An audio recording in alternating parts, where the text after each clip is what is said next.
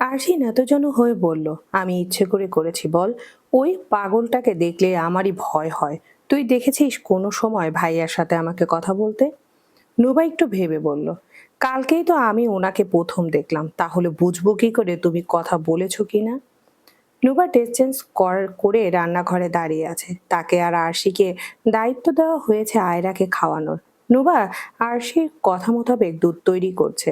আরশি আয়রাকে নতজন করে যা থামানোর চেষ্টা করছে। নুবা ফিডার বানিয়ে হাত দিয়ে দেখলো গরম কিনা, তারপর আরশিকে ধরিয়ে দিল। আরশি আয়রাকে খাওয়াচ্ছে, কিন্তু আয়রা কোনো মতেই খাচ্ছে না। এদিকে আরশিরও তেমন বাচ্চা নিয়ে অভিজ্ঞতা নেই। আয়রা খেতেই চাচ্ছে না, বারবার আরশির বুকের সাথে লেপ্টে মেখে ফেলছে। সে এই দুধ খেতে চায় না, তার বুকের দুধ প্রয়োজন। আরশির অধৈর্য হয়ে যাচ্ছে, প্রায় কান্না পেয়ে যাচ্ছে তার। আমার মা, খেয়ে নে। ফুপু তোকে কত ভালোবাসে, না খেলে তোর বাপ আমাকে এসে পানিতে চুবানি খাওয়াবে। খা না মা। এদিকে আরশির অবস্থা দেখে নুবা খিলখিল করে হাসছে। যত চিন্তা সব আরশির। আরশি নুবাকে হাসতে দেখে আর চোখে তার দিকে তাকালো। পরপরই খেয়াল করলো আরহাম এদিকে আসছে, কিন্তু নুবা নিচের দিকে চেয়ে হাসতেই আছে। আরশি বিড়বিড় করে বলল, দাঁড়া, দেখাচ্ছি মজা। খুব হাসি পাচ্ছে না? আরশি নুবাকে আদেশ করে বলল, নুবা বাবুকে একটু ধরতো, আমি হাতটা ধুয়ে আসি, পুরাই মেখে ফেলেছে। নুবা অনেক কষ্ট করে নিজের হাসি থামিয়ে হাত বাড়িয়ে বলে, দাও। আরশি মিচকে শয়তানের মতো হেসে নুবার হাতে আয়রাকে ধরিয়ে দিল। অন্য হাতে ফিডার ধরিয়ে দিয়ে চুপচাপ সরে গেল। নুবার শরীরের ওড়না দিয়ে আয়রার মুখ মুছে নাক টেনে বলল, আয়রার গালে হাত বুলিয়ে বলল, কেন খাচ্ছ না পুচু বাবু? ফুপি কষ্ট পাচ্ছে, একটু খেলে কি হয়? তোমার না ক্ষুধা লেগেছে? আয়রা ড্যাব ড্যাব করে নোবার দিকে তাকিয়ে ঠোঁট ফুলায়। নোবা আয়রার ঠোঁট ফুলানো এত ভালো লাগে না, না পেরে তার গুলুমুলু গালে ঠেসে চুমু খায়। আয়রা চোখ মুখ খিচে কান্না করে ওঠে। নোবা বেশ ভয় পেয়ে যায়। তখনই নোবা শুনতে পায়, what are you doing with my child? তুমি আমার বাচ্চার সাথে কি করছো? এরকম কর্কশ কণ্ঠে নুবার মস্তিষ্ক পুরাই নড়ে ওঠে। নুবা 2 বার চোখের পলক ফেলে শুকনো ঢোক গেলে পরপরই আস্তে আস্তে মাথা তুলে তাকালো নুবা। আরহাম কপাল কুঁচকে তার দিকে তাকিয়ে আছে। নুবা কি বলবে বুঝতে পেরে বলল, আ আমি ওকে ফিট করানোর চেষ্টা করছিলাম, ওর কোনো ক্ষতি করিনি, ট্রাস্ট মি। আরহাম ঝুঁকে আয়রাকে কোলে তুলে নিল। বাবাকে পেয়ে আয়রা কিছুটা শান্ত হলো। বাবার শার্টে নিজের দুধ মাখা হাত মুখ মুছে নিতে শুরু করলো। আরহাম গম্ভীর কণ্ঠে বলল, by feeding the children like this you have made them dirty. বাচ্চাদের এভাবে খাওয়ায় তুমি তো ওকে নোংরা করে ফেলেছ। নুবা মাথা নিচু করে নিল, হালকা কম্পিত কণ্ঠে বলল, সরি। আরহাম নুবার হাত থেকে ফিডার নিয়ে নিল। পাশে বসে আয়রাকে আলতো করে কোলে নিয়ে খাওয়াতে শুরু করলো। আয়রা একটু বাহানা করলেও এবার পুরাই খেয়ে উঠল। এদিকে নুবা নাক ফুলিয়ে সামনে তাকিয়ে আছে, কারণ আরশি সামনে দাঁড়িয়ে ঠোঁট টিপে হাসছে। নুবা বুঝতে পারলো আরহামকে দেখেই তাকে ফাঁসানোর জন্য আয়রাকে তার কাছে দিয়েছে। আরহামকে মেয়েকে ফিট করানো শেষে কপালে চুমু খেলো। মেয়ের গাল ছুঁয়ে বলল, don't worry, papa is always by your side মা। চিন্তা করো না, পাপা সব সময় তোমার পাশে থাকবে মা। নুবা আস্তে করে ওখান থেকে উঠে চলে গেল। আয়রা ঘুমিয়ে আছে। তাকে বিছানায় শুয়ে আরহাম কিছু পার্সেল আনবক্সিং করছে। বাড়িতে অনেক বড় বড় পার্সেল এসেছে, সব আয়রার জন্য। দোলনা থেকে শুরু করে প্রত্যেকটা জিনিস আরহাম নিজে পছন্দ করে অর্ডার করেছে। সাথে সব থেকে ভালো জিনিসটা মেয়ের জন্য বেছে নিয়েছে। তবে দুঃখজনক ব্যাপার হলো, এই সকল পার্সেল আরসি আর নুবার টেনে হিস্ট্রি রুমে নিয়ে আসছে, কারণ আরহামের আদেশ। নুভা আর আরশি রুমের এক পাশে বসে আস্তে আস্তে পার্সেলগুলো খুলছে। আরহাম অন্য পাশে এগুলো কোথায় কি থাকবে গোছাচ্ছে। দুজন ভয়ে ভয়ে কাজ করছে, ভুলেও বেশি শব্দ করছে না, আর না কোনো ভুল করছে। এর ভিতরে ঘটলো বিপত্তি। আরশি একটা পার্সেল খুলতে যেয়ে ভেতরে কিছু একটা ভেঙে ফেললো। সাথে সাথে ভাঙার বিকট শব্দ হলো। আরহাম বিরক্তি নিয়ে পেছনে তাকালো। আরশির শুকনো ঢোক গিলে ভাইয়ের দিকে তাকালো। নুবা কিছুটা দূরত্বে অবস্থান করলো, কারণ এখন সে কি হবে সে জানে না। আরশি বলেছিল আরহাম ভুল পছন্দ করে না। আরহাম এগিয়ে এসে নিচে পড়ে থাকা জিনিসটার দিকে তাকালো। আরশি গালে হাত দিয়ে দাঁড়িয়ে আছে। আরহাম কঠোর কণ্ঠে তাকে বকছে, তুমি কোনো কাজ ভালো মতো করতে পারো না। তুমি কোনো কাজ ভালো মতো করতে পারো না, না? আরশি শুকনো ঢোক গিলে বলল, সরি ভাইয়া, I will try my best for unfortunately, but unfortunately just shut up, you know that I don't know this. এদিকে আরশিকে থাপ্পড় খেতে দেখে নোবার একটু ভালো লাগলো, কারণ বুঝুক তার ভাইয়ের হাতের থাপ্পড় কিরকম। এত সময় অনেক কষ্ট করে হাসি আটকে রাখলেও আরহামের ইংরেজের মতো বাংলা শুনে নোবা ফিক করে হেসে ফেলে দিল। তার ভাবতেই অবাক লাগছে আরহাম বাঙালি কিন্তু বাংলা কথা বলতে থতমত খায়। আরহাম ভুরু কুচকে নোবার দিকে তাকালো। নোবা একটু ভয় পেল। আরহাম নোবার দিকে এগিয়ে যেয়ে বলল, what happened, why are you লাফিং? নোবা ঠোঁটে ঠোঁট চেপে বলল, সরি। ব্যাস, আরশি আর নোবা দুজনেই গালে হাত দিয়ে দাঁড়িয়ে আছে। এদিকে আরহাম রেগে বলছে, একজন মার খেলো আর তুমি সহবেদনা প্রকাশ করার বদলে হাসছো, এটা কি রকম ভদ্রতা? একজন মার খেলো আর তুমি সমবেদনা প্রকাশ করার বদলে হাসছো, এটা কিরকম ভদ্রতা? আরহামের এইরকম বাংলা ভাষা শুনে আরশিয়া নোবার চোখ মুখ খিচে হাসি আটকালো, না হলে দুইজনই আবার মার খাবে। আশি মনে মনে ভাবলো, ভাইয়া তুমি প্লিজ ইংরেজিতে কথা বলো, না হলে তোমার কথা শুনে আমরা কথা বলতে ভুলে যাব। বলেই মনে মনে হেসে গড়াগড়ি খেলো। দুই নির্লজ্জ মেয়ে মার খেয়েও কান্না করার বদলে মনে মনে হাসছে। আরহাম দীর্ঘ নিঃশ্বাস ফেলে নিজের কাজে মনোযোগ দিল। নুবা আর আরশি চুপচাপ পেছন থেকে বের হতে লাগলো যে বাইরে যেয়ে দুজন হাসবে। তবে আরহাম বলে উঠল, হোয়ার আর ইউ গোয়িং নাও? আমি তোমাদের যেতে বলেছি? আরশি আর নুবা কোনো মতে দাঁতে দাঁত চেপে চুপচাপ রুমে প্রবেশ করলো। রুমের সব গুছিয়ে আরশি আর নুবা রুম থেকে বেরিয়ে হয়ে দৌড়ে আরশির রুমে চলে গেল। পরপরই হাসির রোল পড়ে গেল। এত সময় বেশ কষ্ট করে হাসি আটকে রেখেছিল। নুবা হাসতে হাসতে পেটে হাত দিয়ে বলল, তোমার ভাই বাংলা বলতে পারে না? আরশি বিছানায় শুয়ে খিলখিল করে হেসে বলল, আরে পারে, কিন্তু ছোট থেকে দেশের বাইরে থেকেছে, তাই হয়তোবা গুলিয়ে ফেলেছে। দেখলি না শুধু ইংরেজি ছাড়ে, বাংলা কি করে মনে থাকবে? তোমার ভাইয়ের বাংলা শুনলে যারা মাতৃভাষার জন্য জীবন দিয়েছে তারা আবারও মৃত্যুবরণ করবে। বলেই দুজন মিলে গড়াগড়ি খেতে লাগলো। আরহাম হাই স্কুলে থাকতে হাই স্কুলে থাকতে দেশ ছাড়ে। কোনো একটা কারণে তাকে সবার থেকে আলাদা করে দেওয়া হয়। আরহামকে বিদেশেও কারোর সাথে মিশতে দেওয়া হতো না। ফ্রান্সে যে সুবিধাজনক ভাবে আরহাম ইংরেজি বেছে নেয়, সেই বাংলার বদলে মুখে মুখে ইংরেজি চর্চা শুরু করেছ। তার উপর আয়রার মা ইলোরাই আরহামের একমাত্র সঙ্গী ছিল। ইলোরা ছিল ইংরেজ বংশের, যার ফলে আরহামকে ইংরেজিতে কথা বলতে হতো, যাতে করে এসে আরো গভীরভাবে ইংরেজি আসক্ত হতে পারে। আবার ছোটবেলা থেকে ইংরেজি চর্চা করায় বাংলায় প্রায় ভুলতেই বসে। অনেক বছর বাংলা চর্চা না থাকায় হঠাৎ করে বাংলায় বলায় সে বাংলা গুলিয়ে ফেলছে। তবে আরহামের মতে কয়েকদিন বাংলা চর্চা করলে সে নিজের আগের মতো শুদ্ধ বাংলা বলতে পারবে। আমিনা বেগম আরাবকে ইচ্ছে মতো বকছে কেন, সে আয়রাকে একা ফেলে যাবে? অন্তত পক্ষে কারো কাছে দিয়ে যেত। আর আরহাম যদি এই ব্যাপারটা জানতে পারে কতটা ক্ষেপে যাবে আরাফের ধারণা আছে। হাজেরা বেগম হাতে হাত কাজ করে দিচ্ছে। নুবাই বাসার সব কাজ করছে। অবশ্য আমিনা আর আরশিও সাথে সাহায্য করছে। সবাই খেতে বসেছে। আরহাম মেয়েকে কোলে নিয়ে খাচ্ছে। এদিকে নুবা করে আগেই রান্নাঘরে আগেই খেয়ে নিয়েছে, কারণ সারাদিন না খেয়ে থাকায় তার প্রচন্ড ক্ষুধা লেগেছিল। হাজেরা বেগমও খেতে বসেছে, তবে ডাইনিং এ নয়, নিজের রুমে। আজ পর্যন্ত নুবা বা হাজেরা ডাইনিং এ বসে খায়নি। অবশ্য এতে তাদের কেউই কিছু বলবে না। বাড়ির মানুষরাই তাদের আরো জোর করে একসাথে খেতে। তবে নুবা হাজেরা কেউই ভুলে যায়নি তারা এই বাড়ির সদস্য না হয়ে কি করে এখানে বসবে, তাই তারা কখনো এখানে খায় না। নুবা সবাইকে খাবার বেড়ে দিচ্ছে।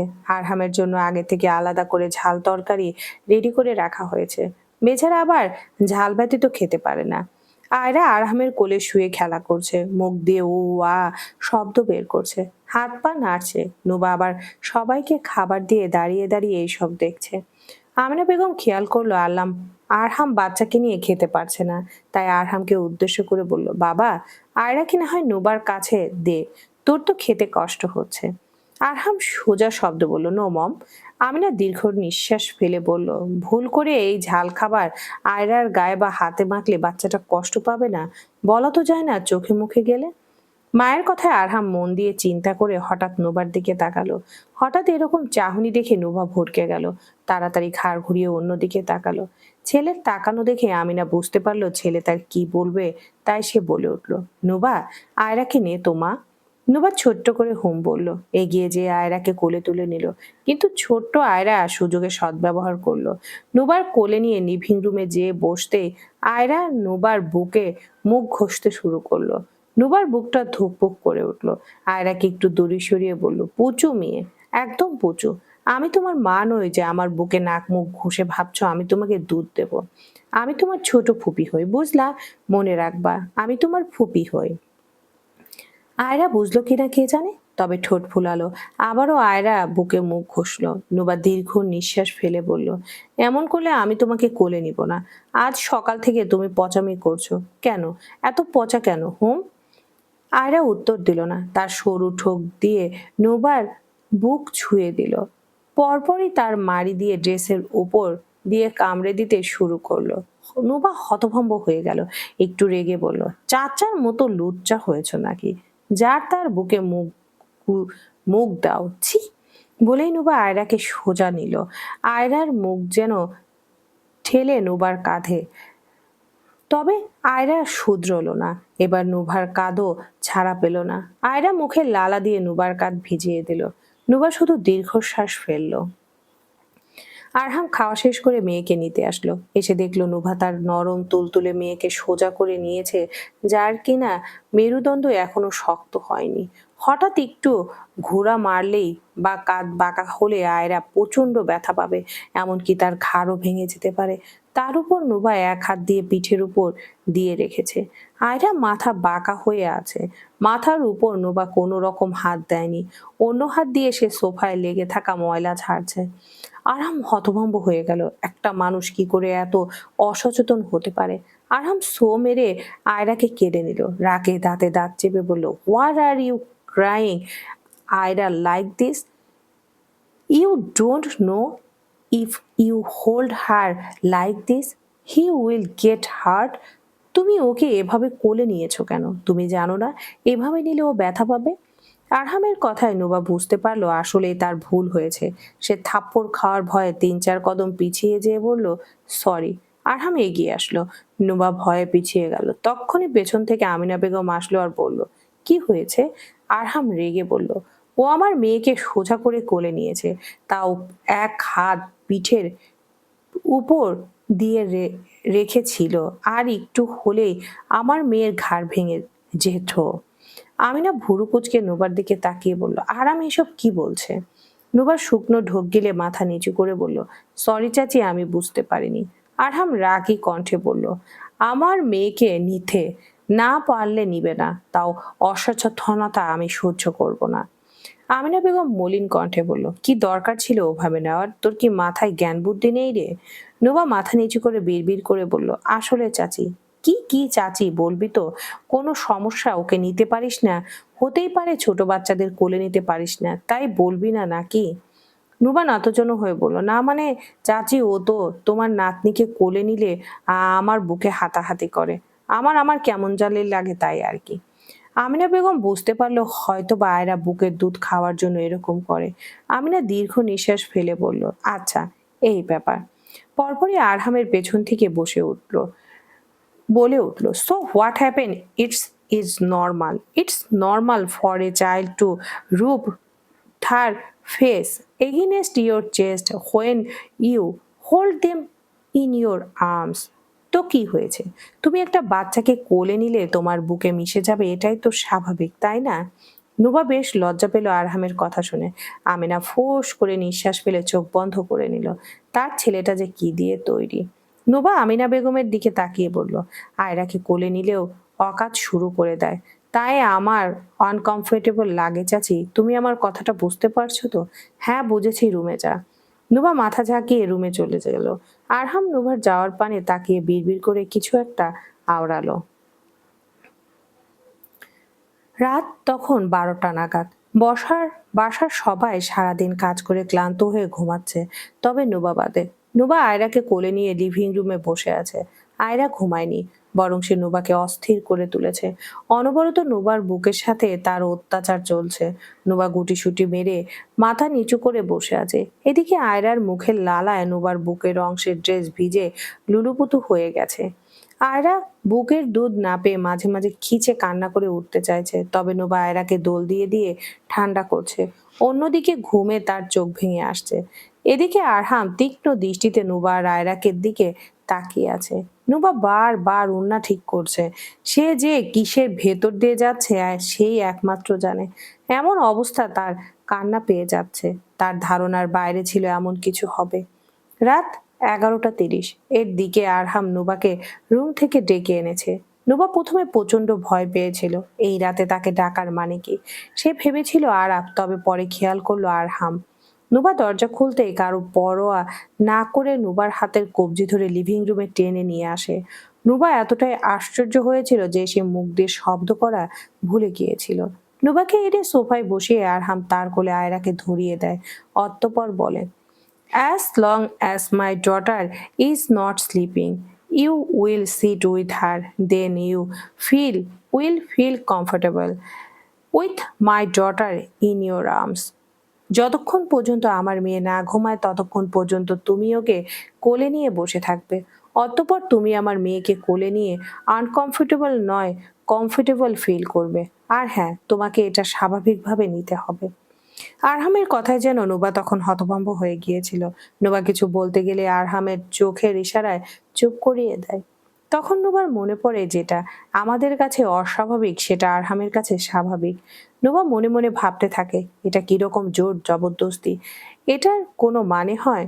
তবু ও কিছু বলতে পারে না সে, কারণ এ কোনো স্বাভাবিক মানুষ নয়। এ হলো আত্মা পাগল। কথা বললে থাপ্পড় খেতে হবে। অন্যদিকে আরহামের জিদ এই জায়গায় যে তার পরীর মতো মেয়েটাকে কোলে নিয়ে কেন কেউ আনকমফোর্টেবল ফিল করবে।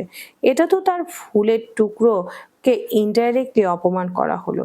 এই জিদে সে এই কাজটা করছে। অবশ্য কোনো স্বাভাবিক মানুষ হলে করতো না।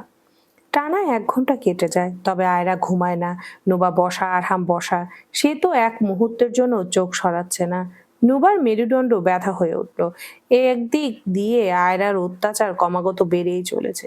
এবার যেন সে ওড়না জামা সব সরিয়ে হামলে পড়বে। তার দুষ্টু হাত দুটো চলতেই আছে। নুবার এত খারাপ লাগলো, সাথে অস্থির ফিল হলো, তা বোঝানোর উপায় নেই। এক তো সে কখনো বাচ্চা কোলে নেয়নি। আয়রাই প্রথম তার উপর এই অবস্থা। তার শরীর শিরশির করছে। নিজের বাচ্চা হলে একটা কথা ছিল, পরের বাচ্চা নিয়ে ছি ছি। নুবা এবার ভাবতে বাধ্য হলো, বাপ যেমন অস্বাভাবিক, মেয়েটাও তেমন। মা আর মাসিতে পার্থক্য বোঝে না। আরো 20 মিনিট বসার পর নুবার মেরুদণ্ড ভেঙে আসলো। কোনো সময় সে লাগাতার এরকম বসেনি। নুবার মেরুদণ্ড সহ মাংস কেমন চিল পাড়তে শুরু করলো। নুবা না পেরে ঠোঁটে ঠোঁট চেপে টুপ করে কান্না করে দিল। একে তো আরহামের কেমন দৃষ্টি, তার উপর পিঠ ব্যথা, মরার উপর খাড়া হয়ে আবার আয়রা। নুবা ফুপিয়ে উঠল, মুখ দিয়ে ফুস করে শব্দ বের হলো। টানা 2 ঘন্টা বসে থেকে তার অবস্থা খারাপ। এর ভেতরে আবার ঘুমে চোখ ভেঙে আসছে। এবার হয়তোবা আয়রা একটু মায়া হলো। শেষ পর্যন্ত অনেক অত্যাচার করার পর আয়রা লক্ষ্মী বাচ্চার মতো ঘুমিয়ে পড়লো। নুবা আয়রাকে ঘুমাতে দেখে বুক ফেটে নিঃশ্বাস নিল। তার পরপরই আস্তে আস্তে সোজা হয়ে আরহামের দিকে তাকিয়ে ফিসফিস করে বলল, ঘুমিয়ে গেছে। নুবার চোখ মুখে ক্লান্তি যেন অধৈর্য হয়ে গেছে সে।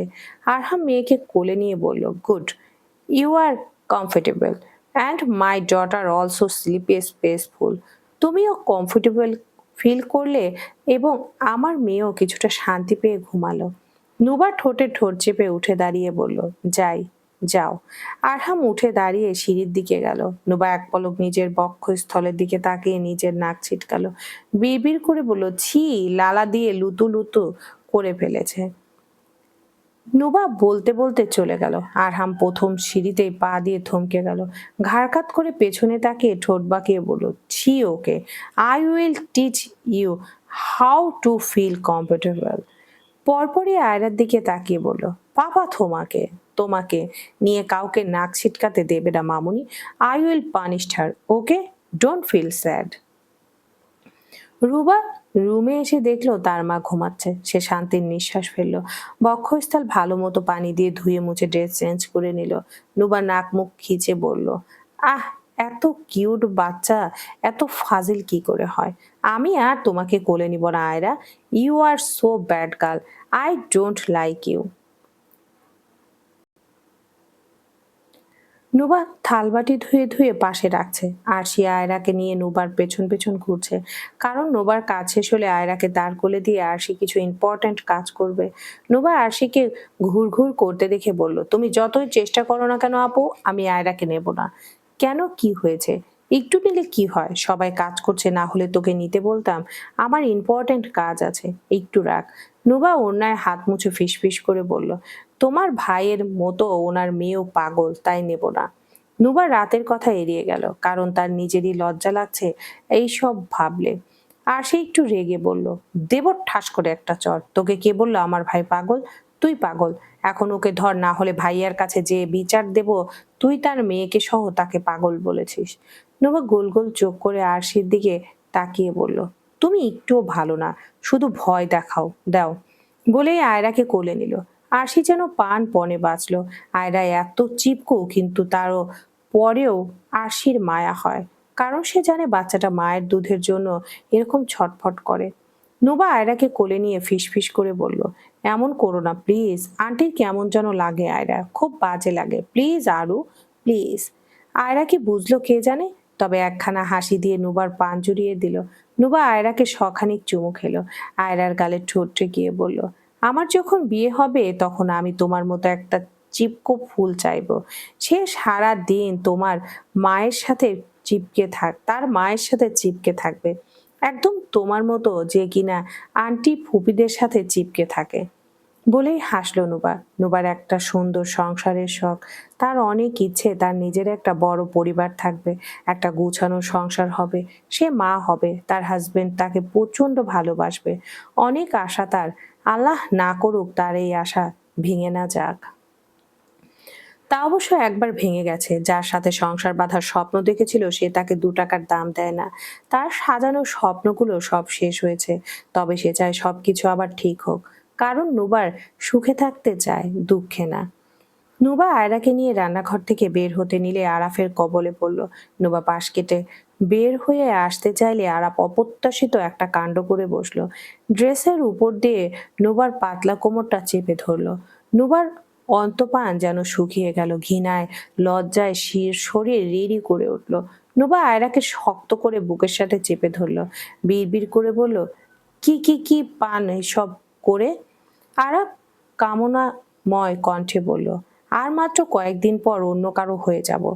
নুবা কম্পিত কণ্ঠে বলল, তো জান আমি না করেছি? আরাফ নুবাকে রান্নাঘরের দেয়ালে ঠেস দিয়ে তার চোখের দিকে তাকিয়ে বলল, তুই কি চাস না আমি অন্য কারো হয়ে যাওয়ার আগে তোর হই? এত দূরে থাকছিস কেন? তুই না আমাকে ভালোবাসিস? নোরা ঝরঝর করে কেঁদে উঠল আর বলল, আমি আপনার মতো লম্পট চরিত্রহীনকে কখনোই ভালোবাসিনি, আর না বাসবো। আরাফ আর একটু জোরে খামচি ধরলো নোবার সরু কোমর। নোবা ব্যথায় কুকড়ে উঠল, কাতর কণ্ঠে, ছাড়ুন। ছাড়তে ইচ্ছে করছে না, আমার সব ছুঁয়ে দেখতে ইচ্ছে করছে। আর কত নিচে নামবেন? কারো থেকে এত ঘৃণার দৃষ্টি আপনাকে কি করে ঠিক রাখে? হ্যাঁ, লজ্জা করে না? আরাপ মিষ্টি হেসে বলল, এই ঘৃণার তলে দেশে আমাকে পাওয়ার আকাঙ্ক্ষা লুকিয়ে আছে। আমার তা জানা, শুধু ন্যাকামি করে লুকিয়ে রেখেছিস। এখন আপনার প্রতি আমার কোনো ফিল আসে না, কোনো ভালো লাগা কাজ করে না, আর না আপনার প্রতি ইন্টারেস্ট আছে।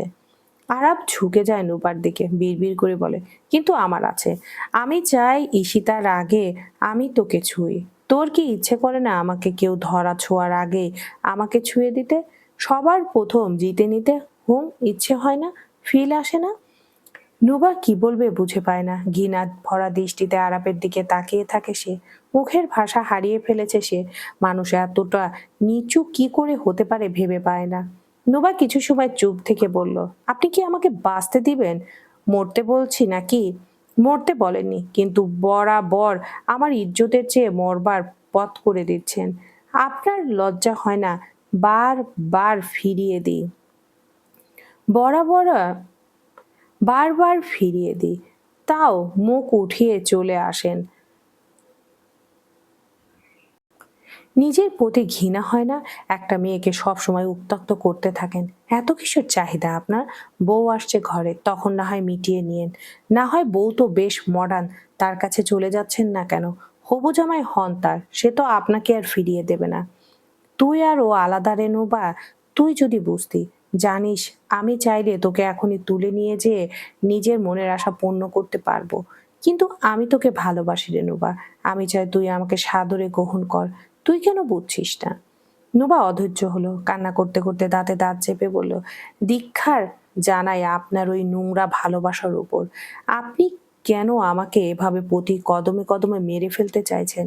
আপনার পা দুটো ধরিয়ে আমাকে রেহাই দেন, আমাকে নিজের মতো বাঁচতে দেন, প্লিজ প্লিজ। আরাপ কাতর কণ্ঠে বলল, চল না আমার সাথে। নুবা নিজের প্রতি ঘৃণা অনুভব করলো। এনাকে ভালোবেসে যে তার কথা আরাফের গায়ে লাগছে না। সে একটা কথায় আটকে আছে। কি বললে তাকে মুক্তি দিবে? কেন এমন করছে? নুবার ঠোঁটে ঠোঁট চেপে বলল, আমার আর আমার মেয়ের যাওয়ার জায়গা নেই, তাই এখানে আমার মায়ের যাওয়ার জায়গা নেই, তাই এখানে পড়ে আছি। দয়া করে আমাদের মাথার উপর থেকে এই ছাদটুকু কেড়ে নেবেন না। একটু আমাকে বোঝার চেষ্টা করুন। আমি তোকে বুঝি, কিন্তু তুই আমাকে বুঝিস না। তোকে বলেছি আমার কি দরকার, তাও তুই এড়িয়ে যাচ্ছিস কেন? আমার কথা কি তোর গায়ে লাগে না? এবার কি আমাকে নিষ্ঠুর হতেই হবে? হ্যাঁ, তুলে নেব তোকে। নুবা এবার বেশ চিৎকার করে বলল, আপনি যা চাইছেন তা আমি আপনাকে দিতে পারবো না। আমার জীবনে এতটুকু আছে যা শুধু আমার। আপনি কেন? আমার স্বামী হোক, আপনাকে দেব কেন? আপনি কেন? এটা আমার স্বামীর হক, আপনাকে দেব কেন? তাহলে চল বিয়ে করে নিই। নুবা বুঝতে পারলো আরাপ আস্ত একটা ঢিঠ মানুষ। একঘেয়ে লজ্জা নেই বলে লজ্জা নেই। নুবা আশেপাশে তাকিয়ে বলল, চাচি। আরাপ এক ঝটকায় নুবার থেকে সরে গেল। এই সুযোগে নুবা আয়রাকে নিয়ে সিঁড়ি বেয়ে উপরে উঠে চলে এলো। আরাপ আশেপাশে তাকিয়ে দেখলো কেউ নেই, কারো থাকার কথাও না, কারণ আজকে বাড়ির বাইরে বড় খোলা জায়গা আর গার্ডেনে পরিষ্কার করা হচ্ছে, সবাই সেখানে। আরাপ একটু রেগে নুবার পেছনে গেল। নুবা টের পেলো আরাপ আসছে, পেছনে তাকিয়ে দেখলো আরাপ তার পেছনে। নুবা তাড়াতাড়ি হাঁটতে শুরু করলো। আরশি হয়তোবা রুমে, তবে ওদিকে যাওয়া যাবে না, কারণ আরাপ আসছে এদিকে। একটু সামনে আর হামের রুম। নুবার ভয়ে বুক কাঁপছে, না পারছে চিৎকার করতে, না পারছে সহ্য করতে। চিৎকার করলে সব জানাজানি হবে, তার মা তাকেই মেরেই ফেলবে এই কাজের জন্য। বাড়িতে অশান্তি হবে, এমনকি তাদের এই বাড়ি থেকে বেরও করে দিতে পারে। এই অবস্থায় তারা কোথায় যাবে? নুবার চোখের পানি মুছতে মুছতে আরহামের রুমে ঢুকে গেল। আরহাম কিছু কাজ করছিল রুমে বসে। এভাবে রুমে কেউ আসায় ভরকে গেল। সামনে তাকাতেই নুবাকে দেখে আর একটু রেগে গেল। নুবা জানতো না আরাম রুমে, সে জানলে আসতো না। আগে কোয়া পিছে খায় এমন অবস্থা। সে ভেবেছিল রুমে এসে দরজা লাগিয়ে অপেক্ষা করতে আরাফের চলে যাওয়ার, কিন্তু হলো উল্টা। নুবা আরহামের চাহনি দেখে ভালো ঠেকলো না, সে পিছাতে লাগলো। তক্ষুনি পায়ের শব্দ পেল, আরাব এদিকেই আসছে। নুবা নুবা, আরাব ডাকছে। নুবা এবার সামনে এগোলো। আরহাম কটকট করে বলল, পারমিশন না নিয়ে রুমে ঢুকেছো কেন? নুবা কি বলবে বুঝতে পারলো না। পরপরই মনে হলো আয়রা তার কোলে, তাই বেশ শান্ত কণ্ঠে বলল, আয়রা কান্না করছিল, হয়তোবা ক্ষুধা লেগেছে তাই আর কি। বাইরে আরাপের পা থেমে গেল, বুঝতে পারলো রুমে তার ভাই আছে। আরাপ একটু রেগে হাত ঝাড়া মারলো, পরপরই ওখান থেকে সরে গেল। আরহাম উঠে এসে আয়রাকে কোলে নিয়ে বলল, মিল্ক বানিয়ে নিয়ে আছো, আসো, ওকে ফিট করাবো। নুবা মাথা ঝাঁকিয়ে না করলো, বিড়বিড় করে বলল, না আমি পারি না। আরিশা আপু সব সময় বলে দেয় কিভাবে কি করতে হয়, আপনি আসুন বলে দিবেন। নুবা আরহামের পেছন পেছন যেতে থাকে। নিচে যেয়ে দেখে আরাব চুপচাপ বসে আছে। নুবা তাড়াতাড়ি আরহামের পেছন পেছন রান্নাঘরে চলে যায়। গরম পানি করে সবকিছুর পরিমাণ মতো দুধ দিয়ে তৈরি করে নেয় নোবা। অতঃপর আরহামের হাতে ধরিয়ে দেয়। আরহাম বিনা বাক্যে মেয়েকে নিয়ে রান্নাঘর থেকে বের হয়ে আসে। আরহাম 2 সিঁড়ি পার করতেই দেখে নোবা তার পেছন পেছন আসছে। আরহাম ভুরু কুঁচকে নেয়, বিরক্তি নিয়ে বলে, why are you following me? হঠাৎ আরহামের কথায় চমকে ওঠে নোবা, ইনিয়ে বিনিয়ে বলে, না না, আমি আরশি আপুর রুমে যাচ্ছিলাম। আরশি জাস্ট ওয়েন্ট আউট।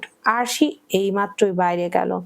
নুবা মাথা ঝুঁকিয়ে বলল, ও, বলেই দিকপাছ না চেয়ে বাইরে যাওয়ার জন্য দিল এক ভৌ দৌড়।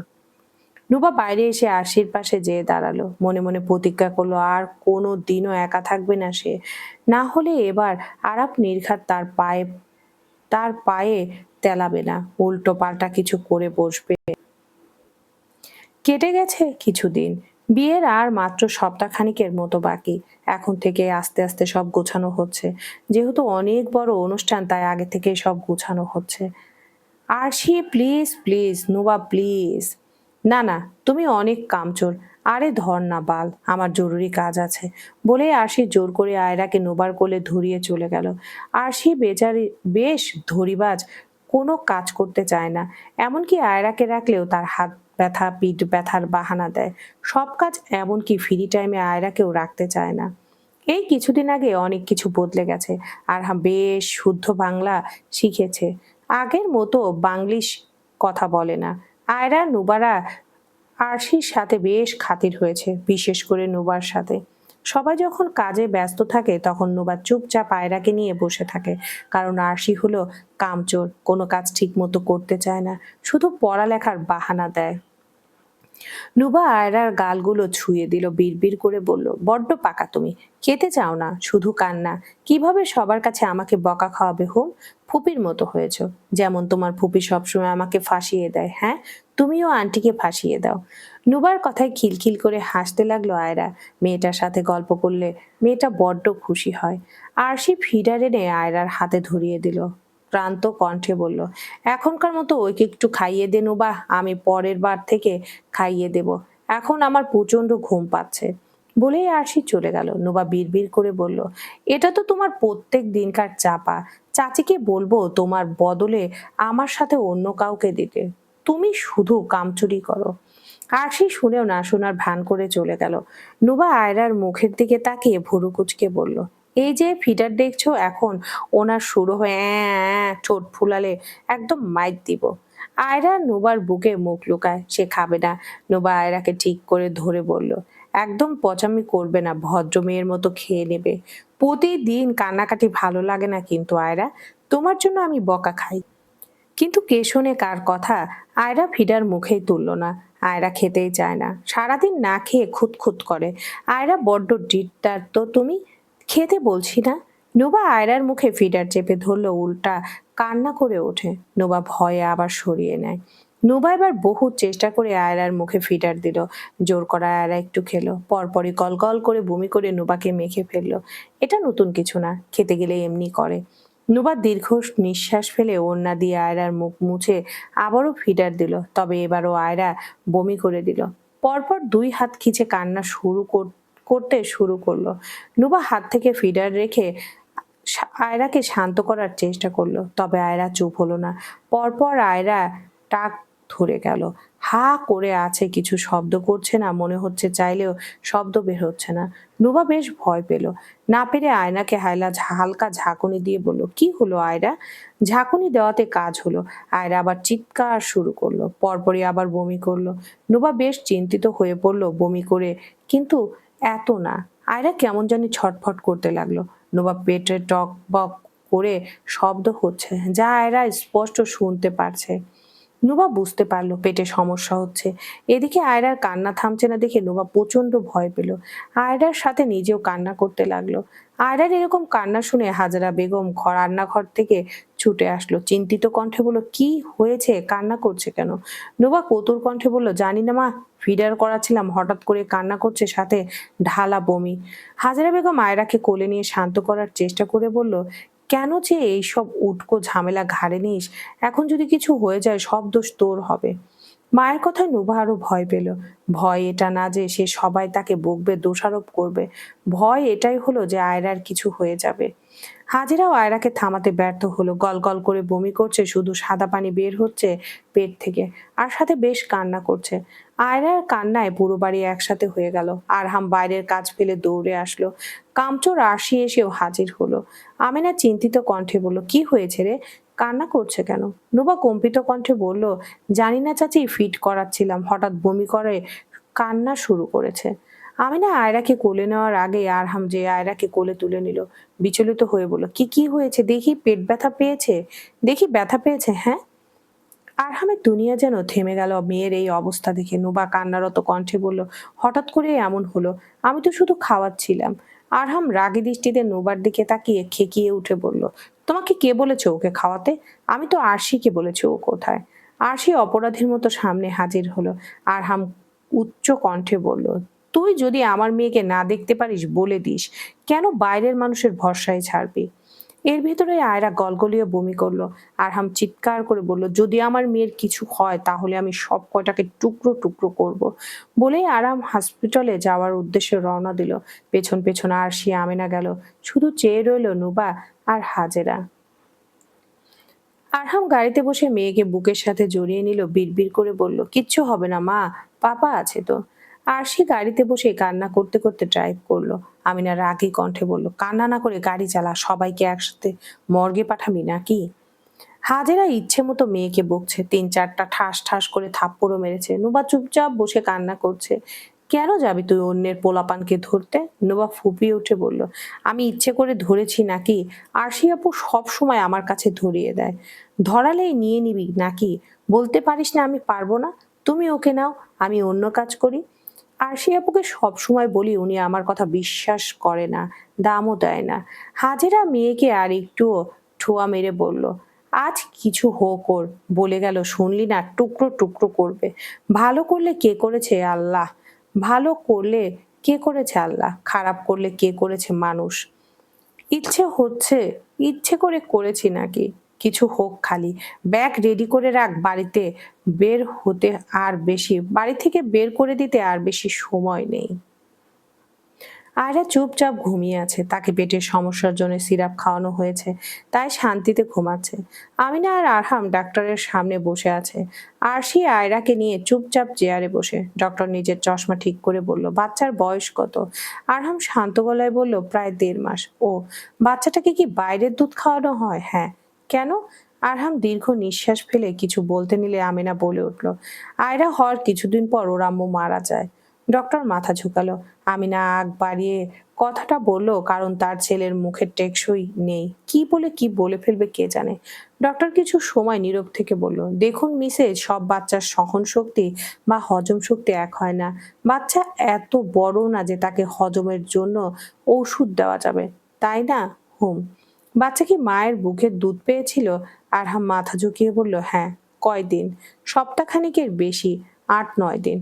ডক্টর দীর্ঘ নিঃশ্বাস ফেলে বলল, আয়রার হেলথ কন্ডিশন এতটা ভালো না। টানা সপ্তাহখানিক মায়ের বুকের দুধ খেয়েছে, তাই সে বাইরের দুধটা হজম করতে পারছে না। আগেই বললাম, সবার হজম শক্তি এক না। আয়রা মায়ের বুকের দুধ সাদরে গ্রহণ করলেও বাইরের কৃত্রিম দুধটা নিতে পারছে না, তাই এরকম বমি, খেতে না চাওয়ার প্রবণতা দেখা দিচ্ছে। এই ছোট সমস্যা পরে বড় আকার ধারণ করতে পারে। খাওয়ার মাধ্যমেই কিন্তু মানুষ বেঁচে থাকে। পরে যদি এবার একেবারেই খেতে ব্যাঘাত ঘটে তবে তো সমস্যা হবে। আরহাম বিচলিত কণ্ঠে বলল, কি করা যায়? কোনো সলিউশন? হ্যাঁ, অবশ্যই সমাধান আছে। সমস্যা থাকলে সমাধান থাকবে। ডক্টর কিছু সময় লেখাশিল্লেখি করে বলল, দেখুন, এখন আপনাদের সব থেকে বেটার হবে আয়রাকে মায়ের বুকের দুধ দেওয়া। এই একটাই সমাধান আছে। ও তো আর 2-3 বছরের বাচ্চা না যে যা ইচ্ছে তাই খাওয়ালো। আর ডক্টর তো নাই করেই দেয় ছোট বাচ্চাদের এই কৃত্রিম দুধ খাওয়াতে। আমিনা বেগমের নরম কণ্ঠে বলল, হ্যাঁ বুঝতে পারছি, তো এখন কি করব বলেন? বাচ্চার মা তো নেই। বুঝতে পারছি। মায়ের দুধের সাথে সাথে একটু আদর যত্ন প্রয়োজন। বুকে দুধ দিলে যেই উষ্ণতা পায় তা বাচ্চাকে মানসিকভাবে সুস্থ থাকতে সাহায্য করে। আয়রার এখন সব দিক দিয়ে খেয়াল রাখতে হবে। এখন আমি এতটুকুই বলবো যে আপনারা ওর জন্য মা খুঁজুন। আরহাম দীর্ঘ নিঃশ্বাস ফেললো। আমিনা মৃদু কণ্ঠে বলল, হ্যাঁ, কিছু মা খুঁজলেই তো হবে না, বুকের দুধও তো থাকতে হবে। আপনারা একটা কাজ করতে পারেন, এটা ব্যতীত ভালো কোনো উপায় আমি দেখছি না। আপনারা কৃত্রিমভাবে কোনো প্রাপ্তবয়স্ক মেয়ের শরীর দুধ তৈরি করতে পারে, এতে করে আয়রা দুধও পেল আর মানসিকভাবে সুস্থও থাকলো। এটা কি সম্ভব মিসেস? এটা আধুনিক যুগ, সবই সম্ভব। কত মানুষ এরকম করছে। কিন্তু এই দুধ খেলে বাচ্চার সমস্যা হবে না তো? আরে না, সঠিকভাবে চিকিৎসকের পরামর্শ করলে সাধারণত ক্ষতিকর না। অনেক ক্ষেত্রে এই দুধ শিশুর জন্য উপকারী হয়, কারণ এতে কিছু পুষ্টি ও রোগ প্রতিরোধ ক্ষমতা থাকে। আরহাম ভুরু কুঁচকে বলল, বুঝতে পারলাম না, পুরো প্রসেস খুলে বলুন।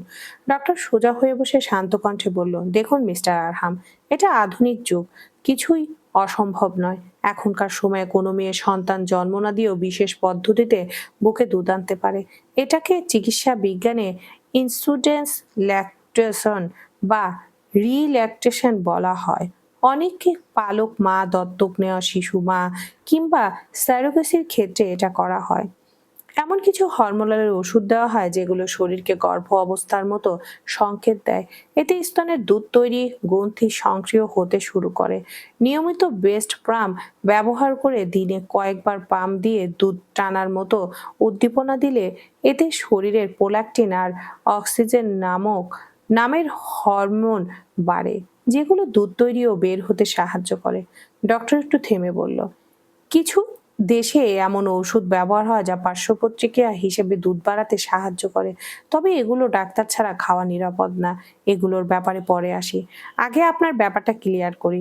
তো যা বলছিলাম, প্রতিদিন যদি শিশুকে বুকে দুধ ধরানো হয়, মানে নবজাতক বারবার বুক চুষলে শরীর আরো বেশি দুধ তৈরি করতে শুরু করে। এটা সবার ক্ষেত্রে এক হয় না, সব মায়ের শরীরে সমান পরিমাণ দুধ আসে না। কখনো কখনো অতিরিক্ত ফর্মুলা দুধও লাগতে পারে। বিশেষ করে খাওয়া দাওয়ার দিকে খেয়াল রাখতে হবে। অবশ্যই কিছু করার আগে আমার বা কোনো ডক্টরের পরামর্শ নিতে হবে।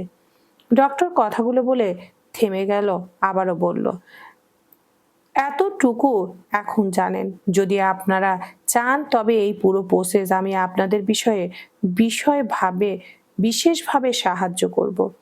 আরহাম দীর্ঘ নিঃশ্বাস ফেলে বলল, ওকে, বাট বুকে দুধ আসতে কয়দিন সময় লাগতে পারে? দেখুন, সবার ক্ষেত্রে এক নয়, কারো দেরিতে হয়, কারো আবার 3-4 দিনে হয়ে যায়। আসলে নিয়মিত ব্রেস্ট পাম্প ব্যবহার, শিশুকে বুকে ধরানো, নিয়মিত ওষুধ ব্যবহার করা এইসবের উপরই নির্ভর করে। আর অবশ্য মেয়েটা খাওয়া দাওয়ার দিকে ধ্যান দিতে হবে। বেশি বেশি করে আয়রাকে দিয়ে ব্রেস্ট ফিড দিয়া করাতে হবে যাতে তাড়াতাড়ি দুধ আসে।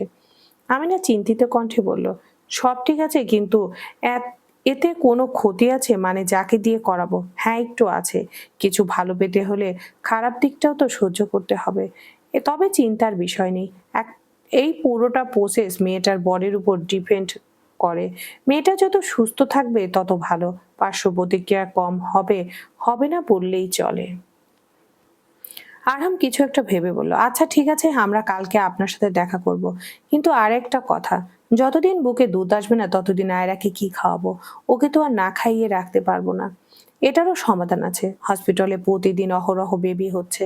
আপনারা যদি টাকার দিকটা ঠিক রাখেন তবে আমি প্রতিদিন নিজ দায়িত্বে আমার কর্মকর্তা দিয়ে 2 বেলা আপনাদের বাড়িতে 3 থেকে 4 ফিটার দুধ পাঠিয়ে দিব। টাকার টেনশন করবেন না, আপনার খুশি হয়ে যত নেবেন। এই বলে আরহাম আর আমিনা উঠে দাঁড়ালো। ডক্টরও উঠে দাঁড়ালো, পরপরই বলে উঠল, আর একটা কথা মিস্টার আরহাম, দেখুন, এখানে অনেক জাতের নারী আছে। এখন যার থেকে পারবো তার থেকেই কিন্তু দুধ দেব। এতে কি কোনো সমস্যা হবে? না, আমার মেয়ের পেট ভরা দিয়ে কথা। আরশি টাইপ করছে। আরহাম মেয়েকে বুকের সাথে লাগিয়ে রেখেছে। আমিনা এক পলক ছেলের দিকে তাকিয়ে বলল, কি করবে আরহাম? আরহাম শান্ত কণ্ঠে বলল, দেখি, তুই যদি চাস তবে ভালো একটা মেয়ে দেখবো। আরহাম বিরক্তি নিয়ে বলল, no, I want get married. I live lost tars in oven. Don't force me. না, আমি বিয়ে করব না। আমার মেয়েদের উপর থেকে ভরসা উঠে গেছে, আমাকে জোর করো না। আমিনা বেগম ভুরু কুঁচকে বলল, তাহলে কি করবি তুই? তোর মেয়েকে কে দেখবে? টাকা থাকলে সব হয়, একটু খোঁজ নিলেই হবে। আমিনা বেশ রাগে রাগে কণ্ঠে বলল, কোনো ভালো পরিবারের সন্তান রাজি হবে না এসব করতে। কোনো সম্পর্ক ব্যতীত শুধু টাকার জন্য কেউ এরকম করবে না। আর টাকার জন্য করলে তোর মেয়েকে সেই যত্নটুকু দিতে পারবে না। এখন যাকে তাকে এনে আয়রাকে ধরিয়ে দিলে তো হবে না। বিশ্বাসযোগ্য মানুষ তো লাগবে, যে আয়রার পর্যাপ্ত পরিমাণ খেয়াল রাখবে। আরহাম সিটে মাথা এলিয়ে দিয়ে ভাবতে লাগলো কি করবে, কিন্তু সে বিয়ে করবে না এটা সে শিওর।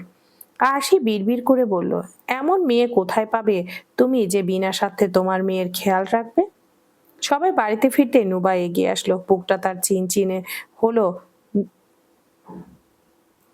না হলো জানার জন্য। বুকটা তার চিনচিন করছে কি হলো না হলো জানার জন্য। সবাই এসে ক্লান্ত শরীর নিয়ে লিভিং রুমে বসলো। আরহাম মেয়ের দিকে নিয়ে রুমে চলে গেল। নুবা এক পলক সেদিকে তাকিয়ে আরশির দিকে এগিয়ে আসলো। আরশি নুবাকে দেখেই বলে উঠলো, আয়রা ঠিক আছে, শুধু একটু বদহজম হয়েছিল। নুবা যেন শান্তির নিঃশ্বাস ফেলল। আরশি পাশে বসলো। যাক, আমি তো ভেবেছিলাম কি না কি হয়ে গেছে। তেমন কিছু না, ওর কৃত্রিম দুধ পেটে হজম হয় না। রাতের সবাই একসাথে ডাইনিং টেবিলে বসলেও হারুন মির্জা নেই। আরহাম আসার পর থেকে সে এখানে আসে না। এখনো পর্যন্ত বাপ ছেলের ভেতরে কথা হয়নি। আরশি আগে খেয়ে উঠে আয়রাকে ধরেছে, এখন বাকি সবাই খাচ্ছে। নোবা সবাইকে খাবার এগিয়ে দিচ্ছে। আরাপ এক পলক নোবার দিকে তাকিয়ে বলল, নোবা ডালের বাটিটা দে তো। নোবা বিনা বাক্যে বাটিটা এগিয়ে দিল। পরপরই আরাপ বলে উঠল, লেবু বাটিটা দে। নোবা বাটিটা এগিয়ে নিয়ে আসতে আরাপ নোবার পঞ্চদেশ স্পর্শ করলো পর্চদেশ স্পর্শ করলো সবার অগোচরে। সাথে সাথে নুবার হাত থেকে বাটিটা পড়ে গেল। সে কাতর চোখে আরাপের দিকে তাকালো। আরাপ হাত সরিয়ে নিল। সবাই চোখ তুলে নুবার দিকে তাকালো। নুবা বেশ ভয় পেয়ে আস্তে করে নিচে পড়ে যাওয়া চিনে মাটির বাটির টুকরোগুলো হাতে তুলে নিল। উঠে দাঁড়িয়ে বলল, আমি লেবু কেটে আনছি বলেই রান্নাঘরে চলে গেল। একটু পর লেবু কেটে এনে আরাপের সামনে দিয়ে রুমে চলে গেল। হাজেরা বাইরে কাজ করছে। নুবা রুমে যেয়ে দরজা লাগিয়ে দিল। তার এতটা খারাপ লাগছে সে নিজেও জানে না। যার যখন ইচ্ছা যেভাবে ইচ্ছা সেভাবে ছুঁয়ে দিচ্ছে, যা ইচ্ছা বলে ফেলছে। নিজের আশ্রয়স্থল হারানোর ভয়ে সমাজের নিচু চোখ থেকে বাঁচতে নুবা চুপ করে সহ্য করছে। নুবার চোখ দিয়ে টুপটাপ বৃষ্টির ন্যায় পানি ঝরতে লাগলো। কেন আরাব তাকে এভাবে প্রতি পদে পদে হেনস্থা করছে? কি দোষ তার? আমিনা বেগম খেতে খেতে ছেলের দিকে তাকিয়ে বলল, কি ভাবলি বাবা? বলে তো আসলি কাল ডক্টরের কাছে যাবি। আরহাম মুখে ভাত পুড়ে বলল, একটা মেয়ের ব্যবস্থা করো। কোথা থেকে ব্যবস্থা করব? লোকের বাড়িতে যে এই বলবো যে আমার নাতনির জন্য একটা সাময়িক দুধ দিতে পারবে এমন মা প্রয়োজন? আরহাম বিরক্তি নিয়ে বলল, হ্যাঁ দরকার পড়লে বলবে। পাগল হয়েছিস তুই? কারো বাড়িতে বড় থালা নিয়ে যে বলা যায় যে আমার ছেলের জন্য আপনার মেয়েকে বউ করতে এসেছি, তবে কাউকে বলা যায় না টাকার বিনিময়ে নাতনির মা কিনতে এসেছি। আরহাম বেশ ভেবেচিন্তে বলল, নোবাকে বলো। ওর ফিজিক্যাল ফিটনেস সাথে আয়রার সাথে একটা আলাদা ভাবও জমেছে। আরহামের কথায় আমি না হতভম্ব হয়ে কিছু বলতে যাবে তার আগে আরাব বলে উঠল, কেন নুবাকে কেন? ও কেন তোমার মেয়ের জন্য নিজের বডি ফিটনেস নষ্ট করতে যাবে?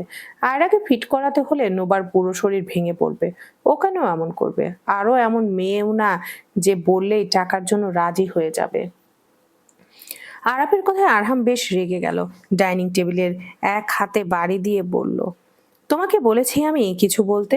মা আর আমার ভেতরের কথা তুমি বলছো কেন?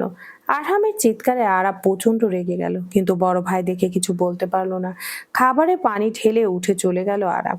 আরাপ কোনো মতেই চায় না নুবা আয়রাকে ফিট করা, কারণ এতে করে নুবার সুন্দর ফিগারটা নষ্ট হয়ে যাবে। আর আরাপ তো নুবার শরীরের স্ট্রাকচারটা প্রচন্ড পছন্দ করে। আরাব যেতেই আমিনা বলে উঠল, আরাব ঠিকই বলেছে আরহাম, নুভা এটা করতে চাইবে না। আর ওকে যদি এই কথা বলি তবে ভাববে এতদিন ওদের এই বাড়িতে রেখেছি তাই এখন ওদের ফায়দা উঠানোর চেষ্টা করছি। আরহাম মায়ের দিকে রাগী দৃষ্টিতে তাকিয়ে বলল, তাহলে তুমি কি চাও? আমার মেয়েটা না খেতে পেয়ে মরে যাক? আমিনা বেগম বিচলিত হয়ে বলল, ছি ছি, এসব কি বলছিস? আমি এমন কেন চাইবো? তাহলে কেন ওকে বলতে পারবে না? এতদিন এই বাড়িতে থেকেছে, খেয়েছে, তোমাদের টাকায় বড় হয়েছে, এত কিছুর পরেও কেন ও আমাদের একটু সাহায্য করতে পারবে না? হোয়াই মম? আমিনা বেগম শান্ত কণ্ঠে বলল, আরহাম বোঝার চেষ্টা কর বাবা, মেয়েটার বিয়ে হয়নি।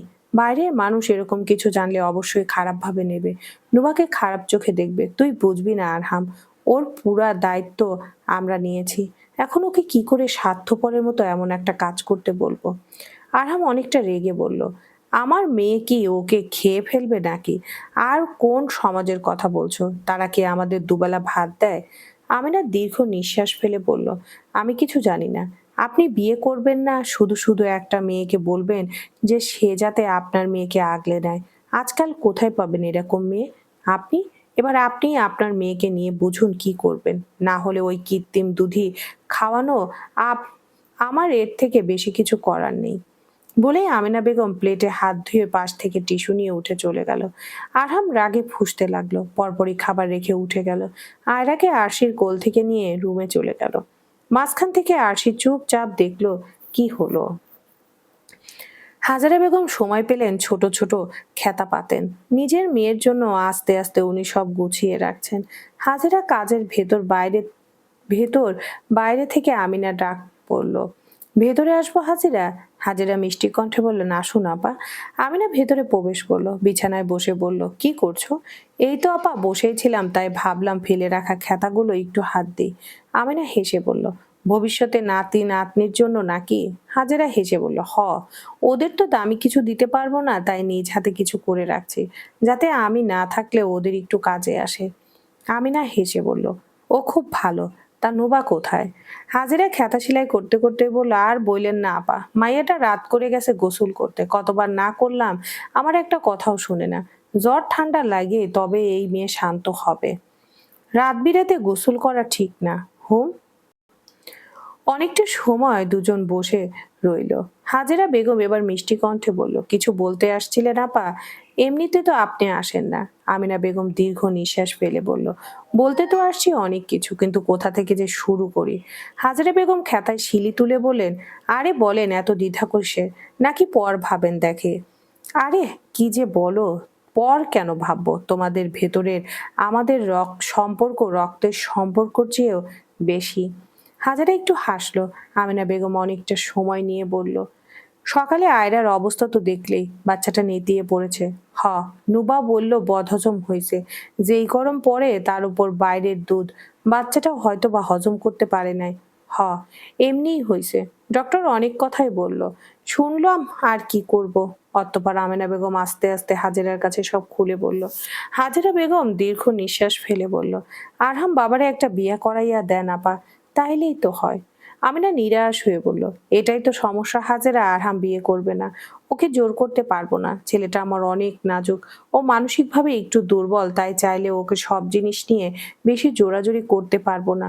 আরহাম এখন বলছে কোনো মেয়েকে এনে দিতে, যে আয়রাকে সাময়িকভাবে খেয়াল রাখবে। হাজারা বেগম চিন্তিত কণ্ঠে বলল, বিয়ে ব্যতীত কারো সন্তান রাখতে কে চাইবে আপা? যতই আধুনিক যুগ হোক, কেউ রাজি হলেও তো সমস্যা। টাকার জন্য রাজি হবে। আয়রা কি আয়রার কি খেয়াল রাখবে? সেটাই তো। না হয় ব্যবস্থা করলাম কোনো মতে, কিন্তু আয়রার একটু আদর দরকার। ডক্টর বলেছে মানসিকভাবে আয়রাকে সুস্থ রাখতে। আমার প্রচন্ড ভয় হয়, কারণ ছেলেটার সমস্যা, ওর প্রভাব যদি পড়ে আয়রার সমস্যা হবে। হুম, ঠিক তো। দেখেন কি করবেন, ছেলেকে বুঝান, নিষ্পাপ বাচ্চাকে তো বাঁচাতে হবে। আমিনা মাথা ঝুঁকাতে পরপরই হঠাৎ বলে উঠল, ভাবছিলাম নুবা যদি আমার নাতনিটাকে একটু দেখে। আমিনার কথায় হাজেরা বেগমের সেলাইয়ের হাত থেমে গেল। হাজেরা কিছু সময় চুপ থেকে অদ্ভুতভাবে আমিনার দিকে তাকালো। আমিনা শুকনো ঢোক গিলে হাজেরার হাতের উপর হাত রাখলো। হাজেরা হাত সরিয়ে নিল। আমিনা বেগম নিরাশ হলো। হাজেরা শান্ত কণ্ঠে বলল, আপনি এগুলো কি বলছেন আপা? আমার মেয়েটার জীবন নষ্ট হয়ে যাবে। কোনো সম্পর্ক ব্যতীত এটা কি করে সম্ভব হয়? সমাজ বললেও তো একটা কথা আছে আপা, আপনি তো বোঝেন, আপনিও তো একটা মেয়ের মা। আপনি কি আপনার মেয়েকে এমন কোনো কাজ করতে দিতেন? কেমন দেখায় এটা? আমিনা বেগম কাতর কণ্ঠে বলল, আমার মনে হলো নুবা হয়তোবা আয়রাকে রাখতে পারবে, তাই খুব ভরসা নিয়ে এসেছিলাম। আমি ভাবিনি তুমি ফিরিয়ে দেবে। হাজারা বেগম শুকনো কণ্ঠে শুধালো, আপা এখানে ফিরিয়ে দেওয়া না দেওয়ার কথা না। আপনার ছেলে ভালো, আমার মেয়ে একটা ভুল করলে বিনা কারণে আমার সামনে ধমকা ধমকি দিবে। আমি মা হয়েছি, কি করে সহ্য করব। আজ দেখলেন তো আপনার ছেলে কি বলে হসপিটালে গিয়েছিল। এরপরেও আমি আমার মেয়েকে কি করে এই কথা বলবো যে নুবা তুই আয়রার দায়িত্ব নে। আমিনা বেগম হাজেরার হাতের উপর হাত রেখে বলল, আরহাম কিছু বলবে না, আমি ওকে বুঝিয়ে দেব।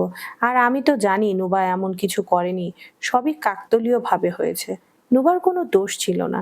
দেখুন আপা, আমাকে না বুঝিয়ে আপনার ছেলেকে যে বোঝান, যাতে সে বিয়ে করে নেয়। আমি আমার মেয়েকে জেনে শুনে এমন কিছু করতে দিতে পারবো না। আমিনা একটু রেগে গেল আর বলল, কি এমন বলে ফেলেছি তোমাকে আমি? বলে না বিপদে পড়লে পিঁপড়াও লাথি মারে। আমিও চাইলে 100টা মেয়ে এখানে এনে দাঁড় করাতে পারি, কিন্তু সম্পর্কবিহীন শুধু টাকার বিনিময়ে কোনো মেয়ে আয়রার ভালো মতো খেয়াল রাখবে না। তাই এখানে এসেছিলাম। নুবা বাড়ির মেয়ে ভেবেছিলাম অন্ততপক্ষে তুমি তো আমার সমস্যাটা বুঝতে পারবে। আরশি যদি আরাফের বিয়ের পর লেখাপড়ার জন্য ইউকেতে না যেত, তবে আমি আরশিকেই বলতাম ফুপি হিসাবে একটু আয়রাকে লালন পালনই না হয় করতো। তবে আরশি চলে যাবে। বলতে বলতে আমিনা কেঁদে উঠল, উঠে দাঁড়িয়ে বলল, ভুল কিছু বললে মাফ করে দিও। আমি ভাবিনি এই ছোট বিষয়ে তোমার মেয়ের জীবন নষ্ট হয়ে যাবে। আর কখনো কিছু বলবো না। মরে গেলে যাক, যেমন বিয়ে করবে না তেমনি ওর মেয়ে মরে পচে যাক। বিড়বিড় করতে করতে আমিরা নাক টানলো, পরপরই বলল, মাফ করে দিও, তোমার মেয়ের জীবনটা নষ্ট করতে আসছিলাম। বলে আমিনা চলে যেতে লাগলো। হাজেরার খারাপ লাগলো, বাচ্চাটা না খেতে পেয়ে মরে যাবে, অসুস্থ হবে, তাই সে বলে উঠল, যদি নুবার কোনো সমস্যা না থাকে আর আমার মেয়ের শরীরে কোনো ক্ষতি যদি না হয়, তবে আমার কোনো সমস্যা নেই। আপনি নুবার সাথে কথা বলে দেখেন। হুম, আমি ভেবে দেখব। আমিনা নুবার 2 গালে হাত দিয়ে কপালে চুমু খেয়ে বলল, আমি জানি না তুই করতে পারবি না। নুবাহ আমিনা বেগমের দিকে তাকিয়ে বলল, কিন্তু তুমি তো জানো চাচি, আমি ব্যথাকে খুব ভয় পাই। কাটাছিঁড়া রক্ত আমার প্রচন্ড ভয় লাগে। এমন কিছু হবে না তো? আরে না পাগলি, আমি ডক্টরকে সব জিজ্ঞেস করে এসেছি, কোনো ক্ষতি হবে না। নুবা ফোঁস করে নিঃশ্বাস ফেলে বলল, আচ্ছা, আমি ভেবে দেখি। সকালে বলছি ডক্টরের কাছে যাব। তুই রাতটুকু ভাব মা, বাচ্চাটা কষ্ট পাচ্ছে। নুবা না চাইতেও মাথা ঝুঁকালো। আমিনা বেগম নুবার 2 গালে চুমু খেলো। নুবা মনে মনে হাসলো। রাজি না হলে কালকেই হয়তোবা এই চুমু দেওয়া গালে থাপ্পড় পড়তে মারতে দ্বিধাবোধ করবে না। আমিনা বেগম রুমে এসে দেখলো আরহাম রুমেই বসে আছে। আমিনা বেগম ধীর কণ্ঠে বলল, এখানে কি করছিস? আরহাম সরাসরি প্রশ্ন করলো, নুবা কি বলল? ও ভেবে দেখে কালকে বলবে। আরহাম বিরক্তি নিয়ে বলল, এখানে ভাবার কি আছে? ওকে তো আর ফ্রি ফ্রি করতে বলছি না। আরহাম, ইনাফ ইজ ইনাফ। ও ওর জীবনে এত বড় একটা সিদ্ধান্ত নেবে, ভেবে দেখবে না নাকি? আরহাম উঠে দাঁড়ালো, পরপর যেতে যেতে বলে উঠলো, উত্তরটা যদি হ্যাঁতে হয়, আর যদি না হয় তবে ওদের ব্যাগপত্র রেডি রাখবা, বলবা এই বাড়িতে অনেক ফ্রি খেয়েছে, এবার গতর খাটিয়ে খাক। আমিরা বেগম একটু রেগে উঠলেন আর বললেন, তুই কে ওদের বের করে দেওয়ার? তুই এনেছিলি ওদের, তোর বাপ এনেছিল। যা বলার বা করার তোর অধিকার শুধু তারই আছে। আজ পর্যন্ত সে কিছু বলল না, আর তুই দুদিনের জন্য এসে গলা বাজাচ্ছিস? আরহাম রাগী চোখে মায়ের দিকে তাকালো, রাগে গজগজ করে বলল, তোমার আপন মানুষ রেখে পর বেশি আপন হয়ে গেছে? আমিনা কাটকাট উত্তর দিল, নোভা না থাকলে কি করতি তুই? এত জোর দেখাচ্ছিস যে এটা কোনো বাধ্যতামূলক কাজ নয়। নোবার ইচ্ছে হলে করবে, না হলে না করবে। তুই জোর দেখানোর কে? আরহাম বেশ রেগে গেল, পাশ থেকে কিছু ঘরের জিনিস ভেঙে রেখে গেল। আমিনা বেশ হতাশ হলেন, এই ছেলে আর শুধরাবেন না। কি হলো, কিছু বলছিস না কেন? নুবা মলিন কণ্ঠে বলল, ভেবে দেখি মা। হাজারে বেগম দাঁতে দাঁত চেপে বলল, কি ভেবে দেখবি? প্রয়োজন নেই। তোর ঠেকা পড়েনি পরের মেয়েকে সামলানোর। পরে কিছু ভুল হলে বলবে টুকরো টুকরো করে রেখে দিব, তখন শুনবি এসব, বুঝিস না তুই? জোর যার মুল্লুক তার। আসলে তখন হাজেরা আরহামের কথা বলায় বেশ কষ্ট পেয়েছে, পাবেই বা না কেন। তার মেয়ে সারাদিন খেটে না খেয়ে বাচ্চাটার খেয়াল রাখে, আর শেষ পর্যন্ত তারই দোষ হলো। রাগ হওয়ারই কথা। এদিকে নুবা বিরক্তি প্রকাশ করে বলল, আহ মা, চুপ করো তো। কে চুপ করবো রে? তাদের বাড়িতে থাকি দেখে কি পেয়ে বসেছে নাকি? তারা হয়তোবা ভুলে যাচ্ছে তাদের কারণে আমার স্বামী মারা গেছে। মা, কেউ কারো কারণে মরে না, তা নয়তো কি? না, সেদিন তোর বাবা ওই লোককে বাঁচানোর চেষ্টা করতো, আর না মারা যেত, আর না আমাদের এরকম নিচু হয়ে কারো বাড়িতে থাকতে হতো। এখন তারা যা বলবে তাই। কি বলে গেল শুনলি না? উত্তরটা যাতে হ্যাঁ হয়। আমাদের মতামতের কোনো গুরুত্ব নেই। নুবা বালিশে মাথা ঠেকিয়ে বলল, ভাবতে দাও মা। হাজেরা বেশ রাগী কণ্ঠে বলল, কি ভাববি? জানিস একটা বাচ্চাকে বুকের দুধ খাওয়াতে হলে কতটা সাফার করতে হয়? তাও আবার কৃত্রিম। ওগুলো দুধ না, তোর শরীরে রক্ত চুষে চুষে খাবে। যতই বলুক শরীরের ক্ষতি হবে না, তুই কি বলদ নাকি কোনো ক্ষতি ছাড়াই হয়ে যাবে, শরীরের মাতৃত্বকালীন দাগ পড়বে, বুক ফাটবে, তখন তোকে কার কাছে বিয়ে দেবো? হ্যাঁ, এরকমটা হয় নাকি? কে করবে এইসব? নুবা মায়ের কথা মনোযোগ দিয়ে শুনলো। হাজেরা আবারও বলে উঠল, না করে দিবি, তারা দেখুক গা কি করবে, আমাদের দেখার বিষয় না। তোকে মেরে আমি ওদের সাহায্য করব নাকি? আর এমনিতেও আরহামের স্বভাব ভালো না, মানসিকভাবে অসুস্থ, কখন কি করে বসে বলা যায় না। নুবা দীর্ঘ নিঃশ্বাস ফেলে বলল, কেউ খুদ ছাড়ে না মা, হয়তোবা ওনার সমস্যা। কেউ খুদ ছাড়া না মা, হয়তোবা ওনার সমস্যা, তাই বলে তুমি এভাবে বলতে পারো না। নুবা রুম থেকে বের হয়ে হতভম্ব হয়ে গেল, কারণ সবাই লিভিং রুমে বসে আছে, এমনকি হারুন মির্জাও। সে বুঝতে পারলো না আজ এত সকাল সকাল সবাই ঘুম থেকে কেন উঠেছে। নুবা একটু বিচলিত হয়ে আবারও রুমে ঢুকতে নিল, তখনই আমিনা বেগম ডেকে উঠল, নুবা। নুবার পা ওখানে থেমে গেল, সে শুকনো ঢোক গিলল। সে এই ব্যাপারে এখনো কিছু ভাবেনি। মাথা নিচু করে আস্তে করে এগিয়ে আসলো, পেছন পেছন হাজেরা বেগম আসলো। আমিনা বেগম নুবাকে নিজের সামনে বসালো। তাকালো সবাই সকাল থেকে ওর পথে দেখছিল যে নুবা কখন ঘুম থেকে উঠবে। আমিনা বেগম রুবার হাত ধরে মিষ্টি কণ্ঠে বলল, রাতে ঘুম ভালো হয়েছে? নুবা মাথা ঝাঁকিয়ে হ্যাঁ বলল। এত ভালো ব্যবহার যেন তার হজম হচ্ছে না। হ্যাঁ অবশ্যই সবাই ভালো, কিন্তু আজ এত ওভার রিয়াক্ট। আমিনা বেগম আলতো করে নুবার গাল ছুঁয়ে দিল, পরপর বলে উঠল, কি ভাবলি মা? নুবা কি বলবে বুঝে উঠতে পারলো না, পরপরই তার মায়ের দিকে তাকালো। হাজেরা বেগম চোখের ইশারায় না করলো। নুবা শুকনো ঢোক গিলে বলল, তুমি জানো তো চাচি, আমার হসপিটাল কাটাছিড়া ওষুধকে কত ভয় লাগে। আজ পর্যন্ত হসপিটালের গণ্ডিতে শুধু একবারই পা রেখেছিলাম বাবার মৃত্যুর পর। বলেই নিউয়া কিছুটা নিরাশ হলো। আরাপ নোভার কথায় বেশ খুশি হলো। সে চায় না এমন কিছু হোক, এখানে হারুন সাহেব নিরপেক্ষ, সে কিছুই চায় না। আমিরা বেগম মলিন কণ্ঠে বলল, কিছু হবে না নুবাইরা, আমি আছি না। নুবা ফোঁস করে নিঃশ্বাস ফেলে বলল, কয়েকদিন পর থেকে এক্সাম শুরু জানো তো, তখন তো আমি বাসায় থাকবো না। বাসায় তো ফিরবি, তোকে কি একা সামলাতে দেবো? আমরা আছি না। নুবা কিছু সময় চুপ থেকে বলল, আমি ভেবে দেখেছি চাচি, আমি আমি জানি তুই হ্যাঁ বলবি। নুবা আমিনা বেগমের দিকে তাকিয়ে আবারও মাথা নিচু করে নিয়ে বলল, সত্যি কথা বলতে আমার বলতে খারাপ লাগছে চাচি, কিন্তু আমি অনেক ভেবে দেখেছি, তবে আমার মন সায় দেয়নি। আমি নিজেকে অনেক বোঝানোর চেষ্টা করেছি, কিন্তু আমি সত্যি তোমাদের নিরাশ করতে চাইনি, তবে আমি এটা করতে পারবো না। আমি নিজেকে অনেক বুঝিয়েছি, সরি। আমিনার সাথে সাথে নোবার হাত ছেড়ে দিল। মুখে নেমে আসলো কালো অন্ধকার। আরহাম এখানেই দাঁড়িয়েছিল। নোবার উত্তর পছন্দ না হওয়ার সাথে পাশের টি টেবিলে থাকা সব জিনিস এক ধাক্কায় ভেঙে ধূপ ধাপ পা ফেলে চলে গেল। নোবা এরপর বিকট শব্দে ধূপ করে কেঁপে উঠল, চোখ মুখ খিচে নিল। আরাফ নুবার উত্তরে প্রচন্ড খুশি হলো। হারুন মির্জা উঠে দাঁড়িয়ে বলল, চলো আরাফ, অফিসে কাজ আছে। আরাফ বাবার সাথে চলে গেল। আরশি চুপচাপ নুবার দিকে তাকিয়ে রইল। সে ভেবেছিল নুবা হ্যাঁ বলবে। আমিনা বেগম কালো মুখ নিয়ে উঠে দাঁড়ালো আর বলল, তোর ইচ্ছে জোর করার আমি কে? বলে আমিনা বেগম চলে গেল। হাজেরা বেগম দীর্ঘ নিঃশ্বাস ফেলল। হাজেরা বেগম বিছানা গুছিয়ে রাখতে রাখতে বলল, যা বলেছিস ভালো বলেছিস। নোবা চুপ রইল। নোবার মনটা সায় দিল না। আয়রার নিষ্পাপ মুখের দিকে তাকালে এবার থেকে নোবারও খুব খারাপ লাগবে। নোবা বিড়বিড় করে বলল, আয়রার জন্য খারাপ লাগছে বাচ্চাটা। আর বলতে পারলো না নোবা। হাজেরা বেগম শান্ত কণ্ঠে বলল, এখন কি তোর নিজের জীবনটা নষ্ট করতে ইচ্ছে হচ্ছে নাকি? নোবা দীর্ঘ নিঃশ্বাস ফেলে বলল, না, কিন্তু কেন জানি বাচ্চাটার জন্য খারাপ লাগছে। সবাই অনেক আশা নিয়ে দাঁড়িয়েছিল, বিশেষ করে চাচি ভেবেছিল আমি হ্যাঁ করব। বাদ দে এইসব কথা, মা একটা কথা বলি। হাজেরা বেগম মেয়ের দিকে তাকিয়ে বলল, বল। নুবা মলিন কণ্ঠে বলল, আজ যদি আমার সন্তানের সাথে এমন হতো, ধরো আমি নেই, তোমার নাতি বা নাতনি একটু পেট ভরে খাওয়ার জন্য কাতরাচ্ছে, তখন তুমি কি করতে? নুবার কথায় হাজেরা বেগম এর কাজ করতে থাকা হাত দুটো থেমে গেল। নুবা আবারও বলে উঠল, তা বাধ্য মা তাই আমাদের দুয়ারে এসেছিল। হাজেরা বেগম মেয়ের দিকে তাকিয়ে বলল, তো কি বলতে চাইছিস তুই? তুই কি রাজি হয়ে যাবি নাকি? জানি না, তবে খারাপ লাগছে। তোর ইচ্ছে, তোর যদি শরীরে কুড়ায় তবে আমার কিছু বলার নেই। আরহাম অতিরিক্ত হচ্ছে কিন্তু, ওর সাহস কি করে হয় সবাইকে ফিরিয়ে দেওয়ার? হ্যাঁ, ওর ইচ্ছে, ওকে আমরা জোর করতে পারি না।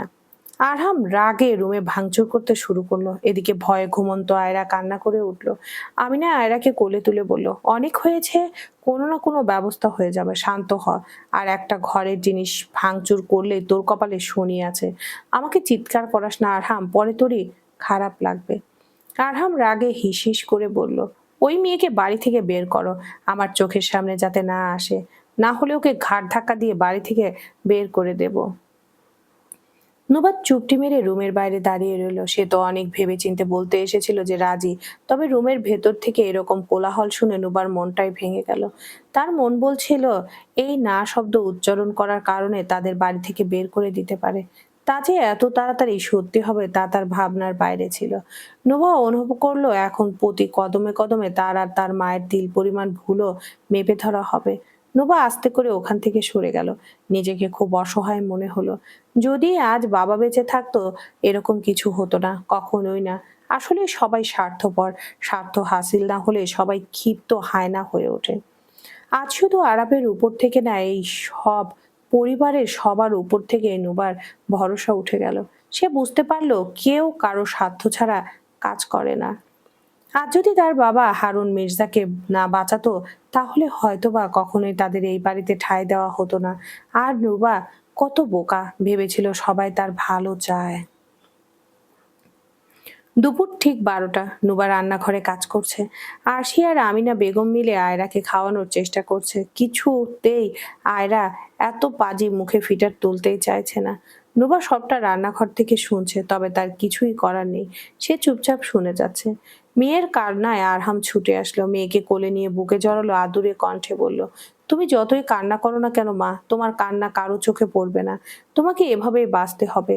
I know my little mom is very strong. Nuba কথাটুকু শুনেও কাজে মন দিল। মনে হলো তাকেই খোঁচা মারা হলো। আরশি মুখের লাগাম ছুটালো, একটু রাগী কণ্ঠে বলল, আয়রার কিছু হলে তুমিই দায়ী থাকবে ভাইয়া। একটা বিয়ে করে নিলে সব সমস্যার সমাধান হয়ে যায়, কিন্তু তুমি তো তোমার জিদে আটকে থাকবে আর নিজের দোষটা অন্যের ঘাড়ে চাপাবে। বলেই আরশি গটগট করে চলে গেল। আরহাম আরশির কথায় পাত্তা না দিয়ে মেয়েকে বেশ কষ্ট করে ফিডার মুখে দিল। এক পর্যায়ে আলতা ক্লান্ত হয়ে কান্না করতে করতে ফিট করতে লাগলো। আমিনা বেগম আরশিকে কিছু ছবি দেখাচ্ছে আর জিজ্ঞেস করছে, এই মেয়েটা কেমন?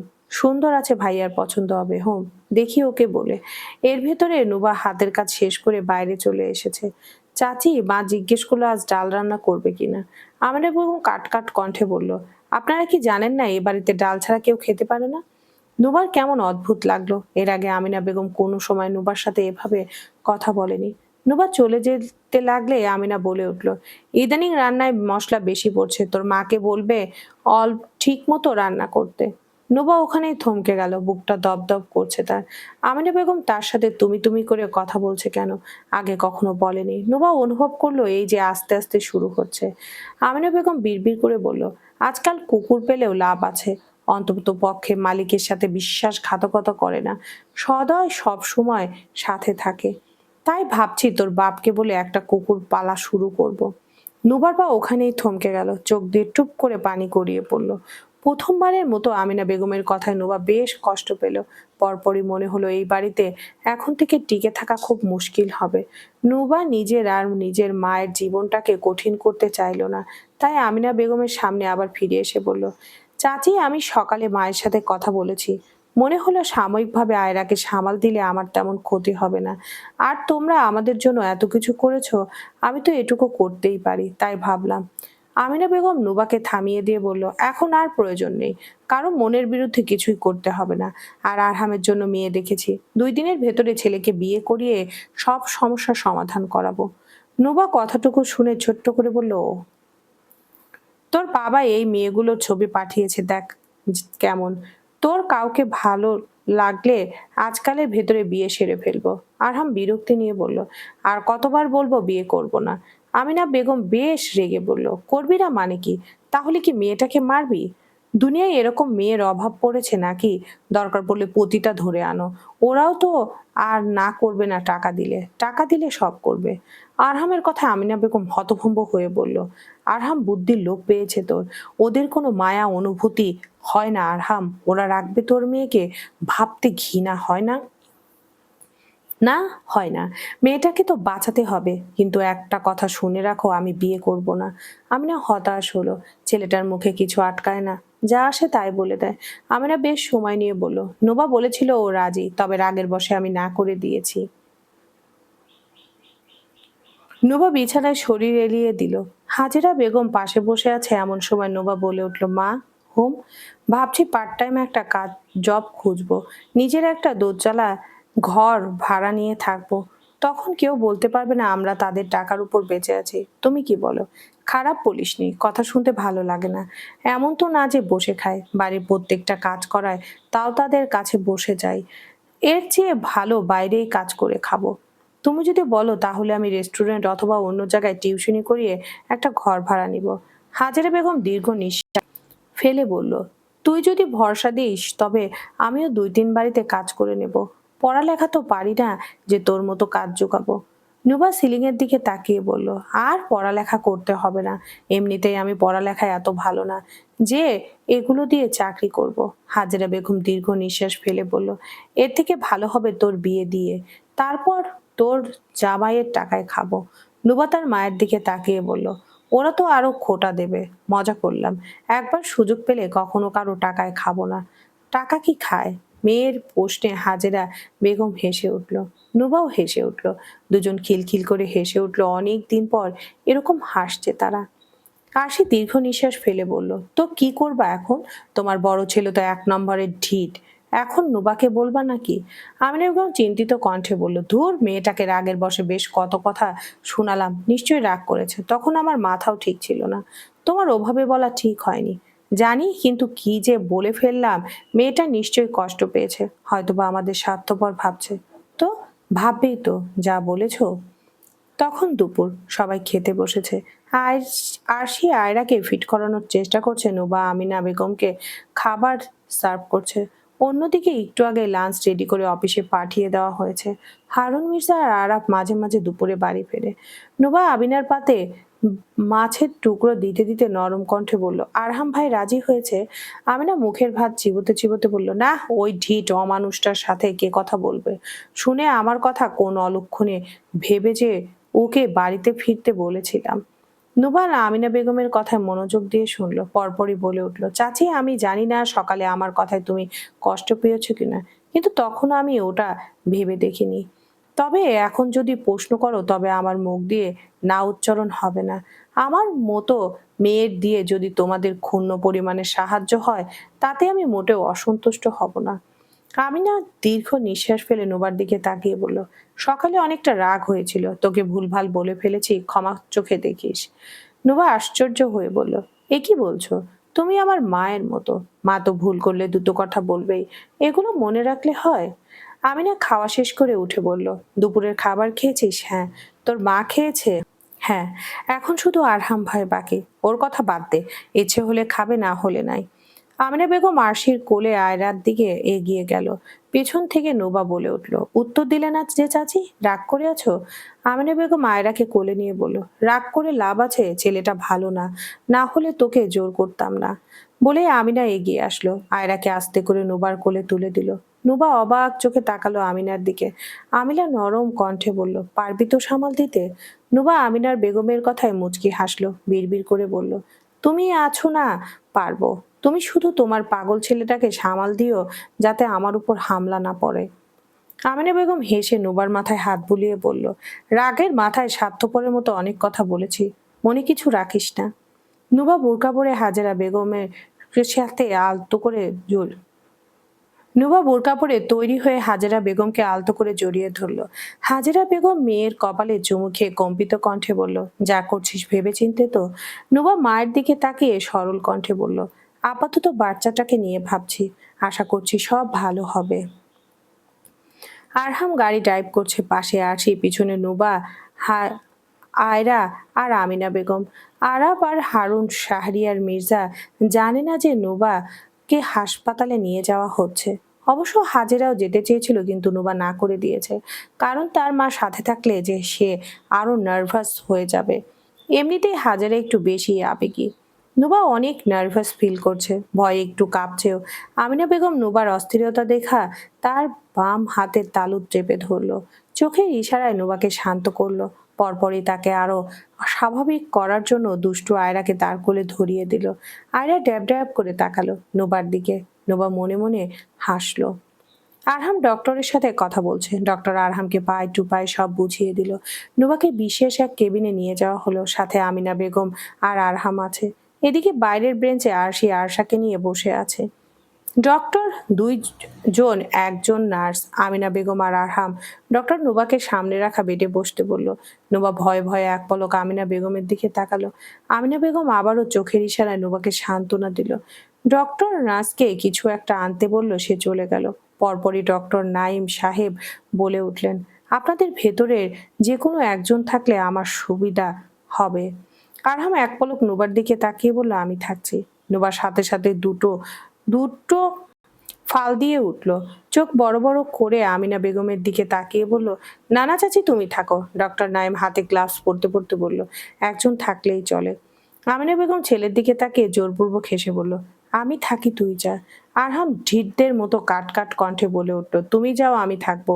আমার মেয়ের ব্যাপারে কোনো কম্প্রোমাইজ করতে চাইছি না। প্রত্যেকটা ধাপ আমি পর্যবেক্ষণ করতে চাইছি। নোবা বেড থেকে নেমে গেল। এক ফালে যেই না আমিনা বেগমের হাত ধরে বিড়বিড় করে বলল, উনি থাকলে আমি থাকবো না, বলে দিলাম চাচি। বলে ভীতু চোখে আরহামের দিকে তাকালো।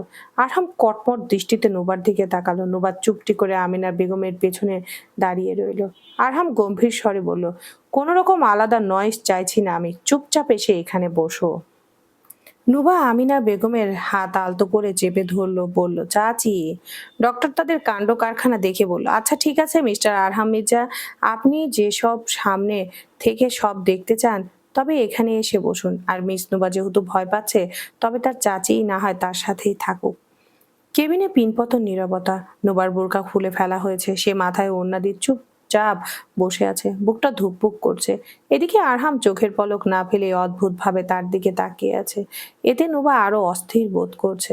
ডক্টর ইঞ্জেকশন বের করলো, সাথে সাথে নুবার গলা শুকিয়ে আসলো। মনে হলো দুনিয়া অন্ধকার দেখছে সে। ভয়ে আমিনা বেগমের হাত চেপে ধরে রইল। ডক্টর নুবার এক হাত টেবিলের উপর রাখলো, তারপর বাহুর উপরে কালো ব্যান্ড বেঁধে শিরা খুঁজতে লাগলো। নুবা কাঁদো কাঁদো চোখে আমিনা বেগমের দিকে তাকালো। আমিনা বেগম তো তাকে ইঞ্জেকশনের ব্যাপারে কিছুই বলেনি, শুধু ওষুধের ব্যাপারে বলেছে। এই ভেবেই তার কান্না আসলো। ডক্টর শান্ত কণ্ঠে বলল, মুঠো বন্ধ করো। নুবা আস্তে করে হাত মুঠো বন্ধ করে নিল। কয়েক সেকেন্ড পরে শিরা ভালো মতো দৃশ্যমান, অর্থাৎ ডক্টর খুঁজে পেল। চিকন সুই তার শিরার ভেতরে ঢুকে গেল। নুবা চোখ মুখ খুঁজে হালকা কেঁপে উঠল। পরপরই স্বচ্ছ টিউব দিয়ে ধীরে ধীরে গাঢ় লাল রক্ত সিরিঞ্জের ভেতরে জমতে লাগলো, যা দেখে নুরার শরীর পশম দাঁড়িয়ে গেল। আমিনা বেগম নুবার বেহাল অবস্থা বুঝতে পেরে নরম কণ্ঠে বলল, ব্যথা করছে? নুবা ছোট করে মাথা নাড়ল। ডক্টর তুলো চেপে ধরে সুচ বের করে বলল, ডান। নুবা যেন হাঁপ ছেড়ে বাঁচল। অতঃপর ডক্টর নুবাকে এরকম ভয় পেতে দেখে বলল, এটা একদমই নর্মাল বিষয়, ভয় পেও না। এখন আগে কিছু টেস্ট হবে, এত সময় তুমি রেস্ট নাও। ডক্টর নাইম নার্সের দিকে তাকিয়ে বলল, এটা নিয়ে যাও হরমোন টেস্ট, টিউবের টেস্ট, ব্লাড সুগার, প্লকটিন লেভেল সবই চেক করতে হবে। তুমি এটা নিয়ে টেস্ট করে আসো, বাকিগুলো আমি দেখে নিব। আর হ্যাঁ, তাড়াতাড়ি করবে, ওনাদের হাতে সময় কম। আচ্ছা স্যার। নার্স চলে গেল। যত সময় রিপোর্ট না আসছে তত সময় নুবাকে রেস্টে রাখা হলো। নুবাকে বেশি করে পুষ্টিকর জিনিস খাওয়ানো হচ্ছে। নুবা এক পলক আমিনা বেগমের দিকে তাকালো, অতঃপর সামনে বসে থাকা আরহামের দিকে তাকালো। পরপর নুবা মনে মনে আওড়ালো, এমন ভাবে চেয়ে আছে যেন মনে হচ্ছে আমি বলির পাঠা, যাকে একটু পরে জবাই করা হবে, আর সেই মাংস খাওয়ার জন্য চিলের মতো তাকিয়ে আছে। হায়, আমার এক শিশি রক্ত নিল, আদৌ কি এই রক্তের ঘাটতি পূর্ণ করতে পারবো?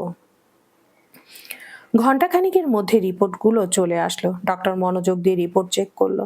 অতঃপর সময়ের ব্যবধানে নুবাকে 2টা ইঞ্জেকশন দেওয়া হলো। নুবা ভয়ে পাশ ঘুরে আমিনা বেগমের বাহুতে মুখ লোগালো। ডক্টর ইঞ্জেকশন দিতে দিতে বলল, ডান। এত ভয় পেলে হবে? সত্যি কথা বলবে, একটুও কি ব্যথা লাগে? নুবা শুকনো ঢোক গেলে বলল, একটু একটু। নাইম সাহেব হাসলো, তোমার বোনের বাঘের থেকেও মনের বাঘের বেশি ভয় মামুনি। ঘন্টাখানেক লাগিয়ে আরো কিছু প্রসেস শেষ করা হলো। প্রতিটা ধাপে বারবার নুবা চমকেছে, ভয় পেয়েছে, তার সর্বাঙ্গ কেঁপেছে। এই অনুভূতি তার সারা জীবন মনে থাকবে। টানা 2 থেকে 3 ঘন্টা লাগিয়ে আস্তে আস্তে ধীরে ডক্টর নুবাকে পুরোপুরিভাবে ব্রেস্টের মিল্ক আসার জন্য প্রস্তুত করলো। এর ভেতরে যে কতগুলো ইঞ্জেকশন, কত টেস্ট করা হয়েছে তার নুবার হিসেবের বাইরে। নুবা এত কিছুর পর ক্লান্ত হয়ে পড়েছে। ডক্টর নুবাকে খাওয়ানোর জন্য বস্তাখানিক ওষুধের রিলিফ স্লিপ লিখে দিল। নুবা শুধু চেয়ে চেয়ে দেখলো। মনে হচ্ছে এগুলো ওষুধ না, এগুলো তার গলায় আটকে যাওয়া বেশ। সে ভেবেই শুকনো ঢোক গিলল। এত ওষুধ খেতে হবে? ডক্টর আমিনা বেগমের দিকে তাকিয়ে বলল, প্রতিদিন 2 থেকে 3 বেলা ওষুধ খাওয়াতে হবে। অবশ্যই সব লিখে দেওয়া হবে, তবুও খেয়াল রাখবেন এই সময় মানসিক চাপ কমানো একটা দরকারি বার্তা। স্ট্রেস থাকলে হরমোনের বাধা পায়, তাই শান্ত থাকতে, ঘুম ঠিক রাখা খুব দরকার। এই সময় 6 থেকে 8 ঘন্টা ঘুম প্রয়োজন, বিশ্রাম প্রয়োজন। বলেই থামলো নাইম সাহেব। কিছু রিপোর্ট থেকে দেখে বলেই থামলো নাইম সাবেক কিছু রিপোর্ট থেকে দেখে ঠিক করতে করতে বলল, আর হ্যাঁ, খাওয়ার দিকে বিশেষভাবে ধ্যান দিবেন। খালি পেটে থাকা যাবে না। 3 বেলা +2 - 3 বার হালকা স্ন্যাক্স দিতে হবে। প্রোটিনযুক্ত খাবার ওর জন্য বেশি প্রয়োজন, যেমন ডিম, মাছ, মুরগি, ডাল, ভিটামিন ও মিনারেল, শাক সবজি যুক্ত খাবার দিতে হবে। পালন, লাল শাক, ডাঁটা শাক, ফল, কলা, আপেল, পেঁপে, কমলা, এগুলো। আর হ্যাঁ, শক্তি বাড়ানোর জন্য বাদাম, খেজুর, ঘি পরিমাণ মতো খাবারের সাথে দিবেন। দরকার পড়লে নিবেন। দরকার পড়লে রুটিন বানিয়ে নিবেন। আর ওষুধ অবশ্যই দেখে নিবেন, খাওয়ার আগে না, খাওয়ার পরে বা কোন সময়। এইসব শুনে নুবার মাথায় প্রায় ঘুরতে শুরু করলো। তার কাছে কিছু সময়ের জন্য মনে হলো সে প্রেগনেন্ট, তাই এসব বলা হচ্ছে। নুবার ঠোঁট চেপে শ্বাস ফেলে বলল, আর কিছু বাকি আছে আঙ্কেল? নাইম সাহেব হেসে নিজের কাজ করতে করতে বলল, দিনে 8 থেকে 12 বার স্তন উদ্দীপনা দরকার আছে। এখানে কার্যকর বেবি শোকিং যা সবচেয়ে ভালো, সাথে বেস্ট ফার্ম ব্যবহার করা জরুরি। এটা না করলে শুধু খাবার খেয়ে দুধ তৈরি হবে না, এগুলো সব থেকে জরুরি। আর হ্যাঁ, কোনো রকম সমস্যা হলে কল করবেন। দুধ আসতে শুরু হলে বুক ফুলে উঠবে, ভারী ভারী মনে হবে, তখন চেষ্টা করবেন বেবিকে ফিট করানোর। ডক্টর আরো কিছু কথা বলল। এদিকে ডক্টরের মুখে এরকম সরাসরি বাক্যগুলো শুনে নুবা লজ্জায় লাল হয়ে গেল। সে চুপচাপ শুধু শুনে গেল। নুবা গাড়ির সিটে মাথা হেলান দিয়ে শুয়ে আছে। আর আমিনা বেগম প্রয়োজনীয় ওষুধ আর বেস্ট পাম্প দেওয়ার জন্য যা প্রয়োজন তা আনতে গিয়েছে। ব্যাগ ভর্তি ওষুধ নিয়ে গাড়িতে প্রবেশ করলো আরহাম। নুবা ব্যাগটার দিকে তাকিয়ে গলা শুকিয়ে আসলো। যখন সবাই অর্ধরাস্তায়, তখন নোবা আয়রার দিকে তাকিয়ে ধীরে স্বরে একটা কথাই বলল, আমি পারবো তো চাচি, ভয় হচ্ছে। আমিনা বেগম নুবার মাথায় হাত বুলিয়ে মাথা ঝুঁকালো, অর্থাৎ তুমি পারবে। নুবা তবুও নুবার বেশ ভয় হতে লাগলো। এই ভয়ের কারণ কি তার নিজের জানা নেই। বাড়ির বড় লোহার গেট গাড়ি পার করলো। আরহাম গাড়ি থামালো। সবাই আস্তে আস্তে গাড়ি থেকে নামতে শুরু করলো। নোবা আয়রাকে আমিনা বেগমের কোলে দিয়ে দিল। আমিনা বেগম বাচ্চাকে নিয়ে নেমে সামনে এগোতে লাগলো। নুবা কোনো মতে গাড়ি থেকে নেমে সোজা হয়ে দাঁড়াতে নিলে হাই ডোজ ইঞ্জেকশনের জন্য তার দুনিয়া অন্ধকার হয়ে আসলো। মাথা করে মুখ থুবড়ে পড়ে যাওয়ার আগে আরশি এসে খপ করে নুবাকে জড়িয়ে ধরলো। বরাবরই আরশি নুবার থেকে একটু লম্বা, যার ফলস্বরূপ আরশি নুবাকে সামনে নিল। আরশি মৃদু কণ্ঠে বলল, মাথা ঘুরছে? নুবা ক্লান্ত স্বরে বলল, হোম। শুধালো। আরশি নুবার পিঠে হাত বুলিয়ে বলল, হাঁটতে পারবি? নুবা কিছু সময় ওইভাবে পড়ে রইল, দেখার জন্য হাঁটতে পারে কিনা, কিন্তু না, সে পারবে না। নুবা বিড়বিড় করে বলল, চোখ খুললেই সব গুলিয়ে আসছে। ডক্টর কি বললো শুনলি না? তোর রেস্টের প্রয়োজন, ঘুম হলে সব ঠিক হয়ে যাবে। বলেই আসি সামনেটাকে দেখলো তার মা আয়রাকে নিয়ে অলরেডি ভেতরে প্রবেশ করেছে।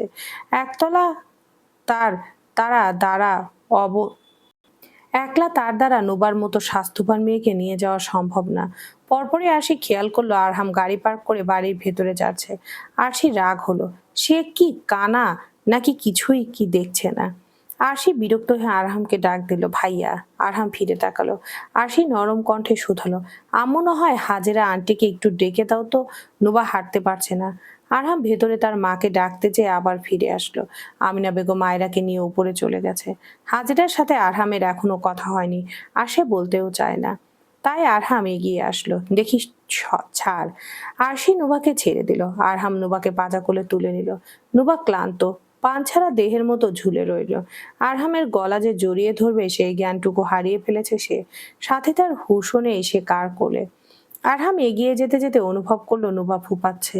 আরহাম একবার ভুরু কুঁচকে তার দিকে তাকালো। চোখে ভেসে উঠল নুবার বন্ধ চোখ গড়িয়ে পানি পড়ছে।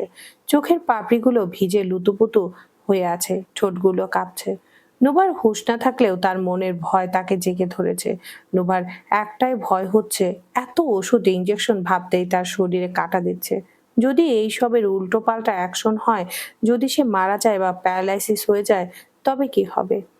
বরাবরই বাবার মৃত্যুর পর হসপিটাল, ইঞ্জেকশন, ওষুধ, ডক্টর সবকিছুর পর তারা আলাদা ভয় কাজ করে। কারণ সে দেখেছে তার বাবার রক্তাক্ত দেহ, মাংস ফাটা শরীর, ছেঁচে যাওয়া হাত পায়ের আঙ্গুল, ওই সব কিছু পর থেকে সে এইসবে প্রচন্ড ভয় পায়। বিশেষ করে হাসপাতালকে ভয় পায় বেশি। সকল ডাক্তার নার্সকে তার রাক্ষস মনে হয়। তার মাথায় ছোটবেলায় একটা কথা ঢুকেছিল, এই ডাক্তাররা নিজেদের ইনকাম বাড়ানোর জন্য রোগীদের সুস্থ করার বদলে ঘুরাতে থাকে, আরো অসুস্থ করে দেয় যাতে তাদের হাত ভরে। শুনেছিল সে এইসব, তাই এদের উপর থেকে বিশ্বাস উঠে গেছে। তার এখন ভয় হচ্ছে ওই ডক্টর আঙ্কেল যদি টাকার জন্য তাকে অসুস্থ করে দেয়। কারণ মির্জা পরিবার তো অনেক রিস্ক, তাই যদি লোভে পড়ে ডক্টর বা ডক্টরের আগ ও চড়ে কোনো নার্স ষড়যন্ত্র করে তাহলে তো কেউ বুঝবে না। এই ভেবে নুবার মনের ভয় বাড়ছে, কারণ সে কাউকে বিশ্বাস করে না। যতটুকু করা শিখেছিল তা আরাপ ভেঙে দিয়েছে।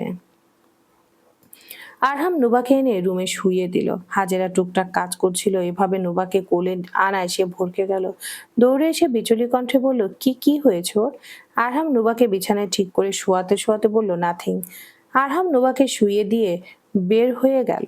হাজেরা বেগম চিন্তিত হলো, মেয়ের মাথার কাছে যে বসে উচ্চকিত কণ্ঠে বলল, নুবা, এই কি হয়েছে? হাজেরার ভয় লাগতে শুরু করলো। মেয়েটাকে নিয়ে যে মেরেই ফেললো নাকি এরা? ভরসা করা যায় আর যেই দিনকাল এখন। নুবা তাকিয়ে অস্পষ্ট সুরে বলল, ঘুমাবো।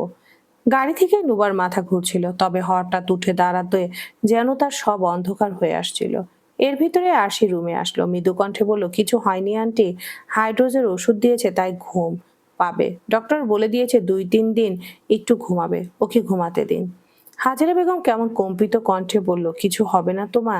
আরে না আন্টি, তুমি চিন্তা করো না, বলে আরশি চলে গেল। হাজেরা মন মানল না, কেমন চিন্তিত বোধ করলো সে। মেয়ের পাশে বসে মেয়ের মাথায় হাত বুলিয়ে দিতে লাগলো। আমিনা বেগম বেশ চিন্তিত কণ্ঠে বলল, মেয়েটা নেতিয়ে পড়েছে, আল্লাহ জানে কি হবে। আরহাম আয়রাকে বিছানায় ঠিক করে শোয়াতে শোয়াতে বলে উঠল, nothing will happen, don't worry, চিন্তা করো না, কিছুই হবে না। পরের মেয়ে বাবা, তুই কি বুঝবি? যেদিন নিঃসন্তান বড় হবে সেদিন বুঝবি। রাতের খাবার টেবিলে সবাই বসে আছে, তবে আজ নুবা নেই। হাজেরা সব পরিবেশন করছে, এদিকে আরাপ খাচ্ছে ঠিকই, তবে তার রাগে শরীর কাঁপছে। বাসায় এসে যখন জানতে পেরেছে নুবাকে হসপিটালে নিয়ে যাওয়া হয়েছিল এবং সব প্রসেস শেষ, তখন থেকেই তার মাথা গরম হয়ে আছে। নুবা কেন এমন করলো? নুবার ফিটনেস নষ্ট হয়ে যাবে, এই নিয়ে আরাপের রাগ হচ্ছে। কারণ সে তো কখনোই নুবাকে ভালোই বাসেনি। সে তো নুবার সৌন্দর্য, নুবার দেহকে প্রাধান্য দিয়েছে। আর সেটাই যদি সে ভোগ করার আগে নষ্ট হয়ে যায়, তবে রাগ হবে, এটাই তো স্বাভাবিক। নুবা ঘুম ঘুম চোখে সবার দিকে একবার তাকিয়ে নিল। ঘুমানোর পর একটু ভালো লাগছে। হাজেরা বেগম ভাত মাখাচ্ছে, নুবার মুখে তুলে দিবে, কিন্তু নুবার কোনো আগ্রহ নেই, তার তো এখনো ঘুম পড়েনি। হাজেরা বেগম ভাত মাখিয়ে নুবার মুখে তুলে দিল। নুবা মুখ সরিয়ে নিয়ে বিরক্তিতে নিয়ে বলল, পরে খাবো, ঘুমোবো। আমিনা বিচলিত হয়ে বলল, নুবা, কি বলছিস? ডক্টর কি বললো শুনিসনি? খালি পেটে থাকা যাবে না। হ্যাঁ, কিন্তু চুপচাপ খেয়ে নে, বলে নুবার পাশে বসলো। নুবার আমিনা বেগমের কাঁধে ঠেস দিয়ে চোখ বন্ধ করে মুখে খাবার নিল। এখন রুমের অবস্থা করেছে আমিনা বেগম, আরশি। এখন রুমে অবস্থান করছে আমিনা বেগম, আরশি, আয়রা আর হাজেরা, যারা কিনা ঘুমন্ত নুবাকে নিয়েই ব্যস্ত। এদিকে আয়রা বিছানায় শুয়ে চুপটি মেরে আছে, একটু পর পর এদিক ওদিক তাকিয়ে দেখছে। কিছু গাল ভাত মুখে নিয়ে নেওয়ার পর নুবা চিবোতে চিবোতে থেমে গেল। গালের ভাত গালেই জমে রয়ে গেল। আমিনা বেগম আলতো করে নুবার গালে থাপ্পড় মারলো, বিড়বিড় করে বলল, ভাত গিলছিস না কেন? নুবারা আবারও চিবানো শুরু করলো। খাওয়া শেষে নুবাকে জোর করে এক গ্লাস গরম দুধ সাথে এক বস্তা ওষুধ খাওয়ানো হলো। নুবা প্রায় মনে মনে কান্না করতে করতে ওষুধ খেলো, তবে প্রকাশ করলো না। শুধু মনে মনে একটা কথাই বলল, হে আল্লাহ, তোমার ভরসা এই এক গাদা ওষুধ খাচ্ছি, প্লিজ আমাকে বাঁচিয়ে নিও। সকালের প্রথম সূর্যের আলো ধীরে ধীরে শহরের ঘুম ভাঙিয়ে দিল। রাতের সব অন্ধকার যেন নীরবে সরে গিয়ে নতুন দিনের দরজা খুলে দিল। হালকা বাতাসে ভেসে আসছিল অজানা এক শান্তির অনুভূতি। আকাশটা আজ অন্যরকম সুন্দর লাগছিল, যেন নতুন শুরুর আশীর্বাদ নিয়ে এসেছে। গতকালের কষ্টগুলো পিছনে ফেলে জীবন আবার সামনে এগিয়ে যাওয়ার ইশারা দিচ্ছিল। প্রতিটি আলো ঝলমলে রোদ যেন বলছিল এবার সব ঠিক হয়ে যাবে। আর সেই নতুন সকালের সাথে শুরু হলো তাদের জীবনের এক সম্পূর্ণ নতুন অধ্যায়। নুবা আজ একটু দেরি করে ঘুম ভাঙলো। এখন বেশ ভালো লাগছে, মাথাও ঘুরছে না। বাড়িতে একটা কাজের লোক রাখা হয়েছে, হারুন মির্জা নিয়ে এসেছে, তাকে আলাদা রুম দেওয়া হয়েছে। বাড়িতে যেহেতু লোক বেড়েছে তাই আজ থেকে উনি হাজেরা সাহায্য করবেন। নুবা তো কোনো কাজ করতে পারবে না, সেই দরুনেই এই মহিলা তরফে তানিয়াকে নিয়ে আসা হয়েছে। হারুন মির্জার কোনো বন্ধুর বাড়িতে নাকি আগে কাজ করত, তাই বিশ্বাসযোগ্য বলে নিয়ে এসেছে। তবে আরশি বড্ড ফাঁসা ফেসেছে, এখন টুকটাক কাজ তাকেই করতে হবে। নুবা সকালে উঠে ফ্রেশ হয়ে নিল। ইঞ্জেকশন দেওয়া স্থানে একটু শক্ত হয়ে হালকা ব্যথা হচ্ছে, তবে নুবা সেদিকে ধ্যান দিল না। লিভিং রুমে আসতে আমিনা বেগম এগিয়ে আসলো। নুবার ক্লান্ত মুখ দেখে বলল, এখন ভালো লাগছে? নুবা মাথা ঝুঁকালো। আমিনা বেগম নুবার গাল ছুঁয়ে বলল, তুই বড্ড ভুলক্কার, তাই ওষুধগুলো আমার কাছে রেখেছি। প্রতিদিন সময় মতো খাইয়ে দেবো ওষুধ, হবে না তো? নুবা মাথা ঝুঁকিয়ে না বলল, সকালে কিছু খাওয়ার আগে ওষুধ আছে, খেয়ে নাস্তা করে নে। নুবা আবারও মাথা ঝুঁকালো। এদিকে আরাব অফিসে যাওয়ার জন্য নিচে নামলো। আমিনা ছেলের দিকে তাকিয়ে বলল, কোথায় যাচ্ছিস তুই? আর 7-8 দিনও নেই বিয়ের, তোকে না বলেছি এখন থেকে অফিস অফ দিতে? আরাব এক পলক নুবার দিকে তাকিয়ে বলল, তাড়াতাড়ি চলে আসবো, বাড়িতে বসে থাকতে ভালো লাগে না। কাল থেকে সব বন্ধ, নিজের বিয়ের কাজ নিজে সামলাবি, আমি এতদিক দেখতে পারবো না। তোর বাপে সব ফেলে রেখে কোম্পানি নিয়ে পড়ে আছে, আর আমি পারি না। আরাব কিছু বলল না, শুধু এগিয়ে আসলো তাদের দিকে। আমিনা ওষুধ আনতে চলে গেল। আরাবকে আসতে দেখে নুবা সরে যেতে চাইলো, তবে আরাব ডেকে উঠলো, কোথাও যাবি না, দাঁড়া। নুবা সরে যাওয়ার আগে আরাব এসে সামনে দাঁড়ালো। নুবা আরাবের দিকে তাকালো না। আরাব দাঁতে দাঁত চেপে বলল, তো সব শেষ করে এসেছিস? নুবা চুপ রইল। আরাব ফিসফিস করে বলল, নিজের ভালো বুঝিস না তুই? শরীর ভ্যাটকাইয়া যাবে, তখন কেমন দেখাবে তোকে? হ্যাঁ, কে তোর মতো মেয়ের দিকে ফিরে তাকাবে? নিজের ভালো কবে বুঝবি? আরাবের কথায় নুবার হাসি পেল, মৃদু কণ্ঠে বলল, নিজের ভালো বুঝলে আপনাকে ভালোবাসতাম নাকি? আরাব নুবার এক হাতের কবজি চেপে ধরলো, দাঁত কিটমির করে বলল, এখনো সময় আছে নুবা, শরীরের গঠন নষ্ট হয়ে যাবে, এসব বাদ দে। নুবা মুখ তুলে আরাফের দিকে তাকালো, তার চোখে ছিল নিদারুণ শূন্যতা। সে আরাফের কামনাময়ে দৃষ্টি উপেক্ষা করে বলল, ও, এই জন্যই আমার কাজ আপনার পছন্দ হচ্ছে না? তাই তো বলি, আপনি হঠাৎ আমার ভালো কবে থেকে চাইতে শুরু করলেন? মুখে মুখে তর্ক করবি না। আমার তোকে ভালো লাগে, তোকে কাছে পেতে ইচ্ছে করে, কিন্তু তোকে বউ বাড়ানোর ইচ্ছে হয় না। আর আমি মনের বিরুদ্ধে কাজ করি না। নুবার ঠোঁট এলিয়ে হেসে বলল, আপনার মতো নির্লজ্জ কাপুরুষে আমি দুনিয়ায় একটাও দেখিনি। আপনি এতটা নিচু চরিত্রের কেন বলুন তো? এত কিছু করার পরেও আজ পর্যন্ত আপনার চোখ একটু অনুতপ্ত ভাব দেখলাম না। আপনি একটা মেয়ের সামনে এতটা নির্লজ্জ। জানে জানের কি জানেন কি হতে পারেন? আপনাকে কিভাবে বোঝাবো আপনি কি, আপনি কেমন আমি নিজেও বর্ণনা করতে পারবো না। মাঝে মাঝে মেয়ে আপনাকে দেখে, আপনার কথাবার্তা শুনে অবাকই হই যে মানুষ এরকম কিভাবে হতে পারে, এত নির্লজ্জ। আসলে সত্যি বলতে আপনাকে সত্যিকারের অর্থে কি বলে আখ্যায়িত করব তা আমার জানা নেই, কারণ আপনি আসলে মানুষের কাতারেই পড়েন না। পুরুষ দেখেছি, তবে আপনার মতো অমানুষ দেখিনি। আরাব রেগে নুবার বাহু চেপে ধরলো, কিরমির করে বলল, আমি কি তা তুই অতি শীঘ্রই সুদে আসলে টের পাবি। আমি যা চাই তা নিজের করে ছাড়ি, এটা তোর ভালো মতোই জানা। আর আমার তোকে লাগবে, ও সরি, তোর সুন্দর দেহটা লাগবে, মাইন্ড ইট। বলেই আরাপ চলে গেল। নুবা তার যাওয়ার পানে তাকিয়ে রইল। এতদিন তাও মিথ্যা আশ্বাস দিত যে আমি তোকে ভালোবাসি, এখন সেই মিথ্যা বাক্যটুকু হারিয়ে গেল। নুবা ঘৃণা করতেও ভুলে গেল আরাফকে, কারণ সে ঘৃণার যোগ্য না। সে এমন একজন মানুষকে ঘৃণাও তাকে দেখে ঘৃণিত হবে। এর ভিতরে আমিনা বেগম ওষুধ নিয়ে নিচে আসলো, গ্লাসে পানি ঢালতে ঢালতে বলল, আরাব কি বলছিল রে যে তুই এত মনোযোগ দিয়ে শুনছিলি? নুবা একগাল হেসে বলল, তোমার ছোট ছেলে আমাকে শিখাচ্ছিল মানুষকে কিভাবে শক্ত হতে হয়, কোনো খারাপ পরিস্থিতিতে কিভাবে টিকে থাকতে হয়, নিজেকে কিভাবে সামলাতে হয়, সবকিছুর বিমুখে কিভাবে রুখে দাঁড়াতে হয়, আর বাচ্চাদের কিভাবে খেয়াল রাখতে হয়। আমিনা বেগম হেসে বলল, জানিস আরাবকে দেখলে আমার আফসোস হয় যে আমার বড় ছেলেটা কেন আরাপের মতো হলো না, তবে আমার সংসারটা শান্তিপূর্ণ থাকতো। নুবা মাত্র মুখে পানি নিয়েছিল। আমিনা বেগমের কথা শুনে তার বিষম উঠে গেল। আসলে কি এরকম হলে ভালো হতো? সকাল সকাল এক গাদা ওষুধপত্র খেয়ে নুবার গাল তিতো হয়ে আসলো। তারপর আবার কত রকম কত পদের নাস্তা, তারপর আবার ওষুধ, এত কিছু খেয়ে নুবার শরীর ছেড়ে দিল। সে চুপচাপ যে সোফায় গুটি মেরে বসলো। আরশি হাজেরা সবাই নুবাকে নতুন বইয়ের মতো আপ্যায়ন করে গেল, কত কিছু বলে গেল। নুবার শান্ত পরিবেশকে অশান্ত করতে আরহাম আয়রাকে নিয়ে এসে তার পাশে বসলো। নুবা সরে বসলো। আরহাম আয়রাকে দুই হাতে দিয়ে আঁকড়ে ধরে পিছন ফিরে মায়ের দিকে তাকালো। শান্ত কণ্ঠে কাট কণ্ঠে তার মাকে বলল, মম, ডক্টর বলেছিল বেস্ট পাম্প করতে, করবে না নাকি আয়রাকে দিয়ে সোকিং করাবে? আরহামের এরপর লাগাম ছাড়া কথা শুনে নুবার বুক ধুক করে উঠল।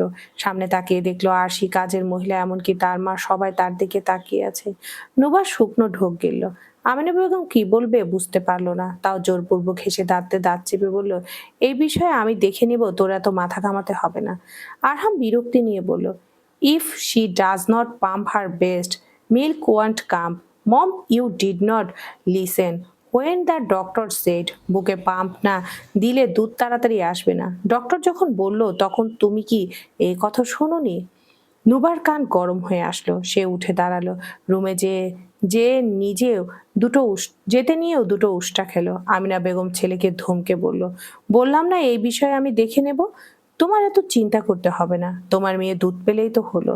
আরহাম বিরক্তি প্রকাশ করে বলল, আমার মেয়ের বিষয়ে আমি কেন বলতে পারবো না? আয়রা অনেক সেন্সিটিভ, আমি কোনো মতে এই বিষয়টা হালকাভাবে নিতে পারি না। আমিনা বেগম ছেলের দিকে এগিয়ে আসলো, ছেলেকে শাসিয়ে বলল, আরহাম চুপ করো, অনেক হয়েছে, এই বিষয়ে তুমি ইন্টারফেয়ার করবে না মানে করবে না, একটু লাজ লজ্জা রাখো। এটা তো বিদেশের মাটি না, এটা দেশের মাটি, যেখানে তুমি বসবাস করছো এখানে তোমার খোলামেলা ভাব চলবে না। চলবে ইনশাআল্লাহ।